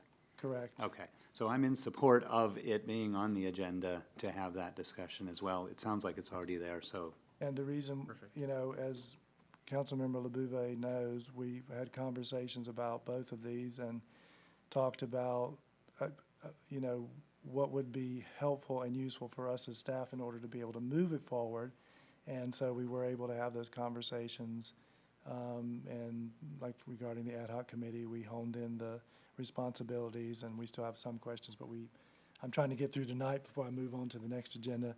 And we'll be communicating again with him about that. And then regarding the other one, I explained that we can certainly add it on there. I don't know that we can do as much in the very next meeting as we might hope to if I had more time to invest into the staff report and so forth. But again, I know I'm a broken record here, but I just want to repeat that it is not my intent to ever block, the desires of any council member in singular or in majority from getting things moving. It's mostly about the need to be efficient about bringing it and having a proper staff report with background information. As we've talked about before, there are instances where, it is useful to come to the city council in advance and basically like a study session to get your overall opinion and general guidance, and then that way it's more of a conversation, and then to come back later with more specifics. A good example is now the June 18th agenda is extremely full, and as all of the council knows, that I have some support in writing staff reports and doing research and so forth, but many of the items that are requested to come before you fall upon me to do. So it's all about prioritizing and being able to bring to you and the community the necessary background information to have a useful conversation. So it's never in my intent, and I've been doing this for 25 years, to have any sort of, to become a roadblock in any way, because that is not how I operate. Okay, so let me just make a comment. I think what I heard here and what I heard here, with Councilmember Labové, I don't think he's trying to say that you're blocking things. I think what he's trying to say is that he's frustrated with the slowness of where we're at. And I don't think it's, I think the way you interpreted it is that he's saying that, you know, you're a roadblock. And I don't think that's true. I think what he's saying is that it's slow. And to be honest with you, I am frustrated because it's slow. And I'm not saying you're blocking it, it's just slow. And maybe that's the way it is with government, right? Well, I wouldn't say it's the way it is with government necessarily, but we have a staff here of 6.5, 7.5, and I wear, 14 different hats, including many of the hats that in other organizations that would be writing these reports and doing all this background information, would be doing for you. So the slowness is partly, I have to prioritize, and, sometimes the request from the council, I'll be frank, I have to say, what's more important in terms of the overall operations of the organization and all the duties that I have to do. And sometimes that means that a request for an agenda item, I'm looking at it and saying, how does it affect the organization? And is it critical function for us? And if it's not, then I have to put something in front of it. And so that's the only reason why things I'll go comment on sometimes slow. that, but that's not your role, right? So it should go on the agenda, we should discuss it, you should bring up your concerns, we should have that discussion in a public forum. If the next steps are, hey, we agree that we're gonna delay this because you need more time, because you have other things on your plate that are a higher priority, please make us aware of those priorities. It's not, I think it's a way of working, so the idea was not for you to hold items on your own decision, it's to bring it forward, tell us what the constraints are, we'll all work through the constraints in the meeting together in public. And we could certainly do that, but what it would mean is the expectation for all of the background material, staff reports and so forth would have to be lowered dramatically. So that basically we could just, come and start the conversation, and I could, tell you the things that I may be telling you tonight, and a decision could be made, how to move forward. And if that is acceptable to the council, it's not a mode I've ever operated in, but if that's your desire, we could certainly do that. Well, I think one of the problems here is that, for example, we have future agenda items, but we have not seen the schedule updated for the future agenda items from meeting to meeting. And I made you that format for future agenda items. So I think it would help if you give us, here's what we talked about last week, and this is when we're gonna bring it up. And you can say it could be like one I put there in February and it's already June, and you can say it'll be November. At least I know that I'm waiting until November, and I can come to you and I can say, hey, November is too long. And I have been updating that, and I just But haven't we sent haven't you. received it. Maybe it's been a couple of weeks since I sent you the last one. No, I gave it to you, when it first came out a month and a half ago. I have provided at least 2, and I think maybe 3 updates to that to the council. And I maybe it's just where I placed them. Where I send you the updated, the council correspondence and information, I've been attaching it to that, adding it to the title. But it's not necessarily attaching it, it's really updating the information in there. And I have been updating it. It's not very current. We don't address it here. You say, no, we can't put it on the website. So somehow, some way, we gotta be able to look at this as a document that is ongoing. So, Madam Mayor, I apologize. We are veering off of the agenda item. So what we might want to do is when we come back with this amendment to the resolution on the 18th, at that time we could talk about how we handle future agenda items, and maybe it means additional modifications. But right now, the agenda item is merely just providing requests. But somehow, here's the frustration. Somehow we need to talk about this, and every time we touch on something, we say, well, it's not for this agenda item, let's move it for the next agenda item, and we get never to talk about it. So that's Yeah, so I'm just suggesting what we can do is include maybe some additional topics on the 18th about future agenda items and how they're handled and what the expectations are. Okay. And then maybe that will Yeah, be clear. And that's covered under the regulations and guidelines anyway, so that's the topic of the agenda. So it certainly could be there. And just to add to this, I mean, I think this is exactly the same tension we've been seeing here, and it's all of our frustration with the Brown Act, that we can't talk about these things amongst ourselves. We can talk to you, but then there is some gatekeeping going on because you have a city to run. And where what I think Mr. LaBouffet is saying, and I'm agreeing with, and I think we want to come and have some open and frank discussions rather than a staff report about everything being all neat and packaged for a resolution and action, because we have no forum where we can discuss these things. So we need to be able to put something softer on the agenda, which isn't saying we're increasing your workload, is saying we have no forum to do this in, and we'd really like to talk to each other about it. It all sounds very good, and we'll talk more about this on the 18th, because like I said, it could be covered under the topic because it does include the future agenda items. The only other thing I would add, and this is just sort of a general point of information, is I have been providing a 3-month calendar of what we anticipate, which would only come out quarterly. And I did provide that for, let's see, April, May, and June, but that would have been a couple of months ago. So what I will be doing, which I made a commitment to do, is I'm working with the staff and taking into consideration all the requests that you guys have made, and we'll be publishing one for August, September, and October, so that way you can have some idea of what's coming up.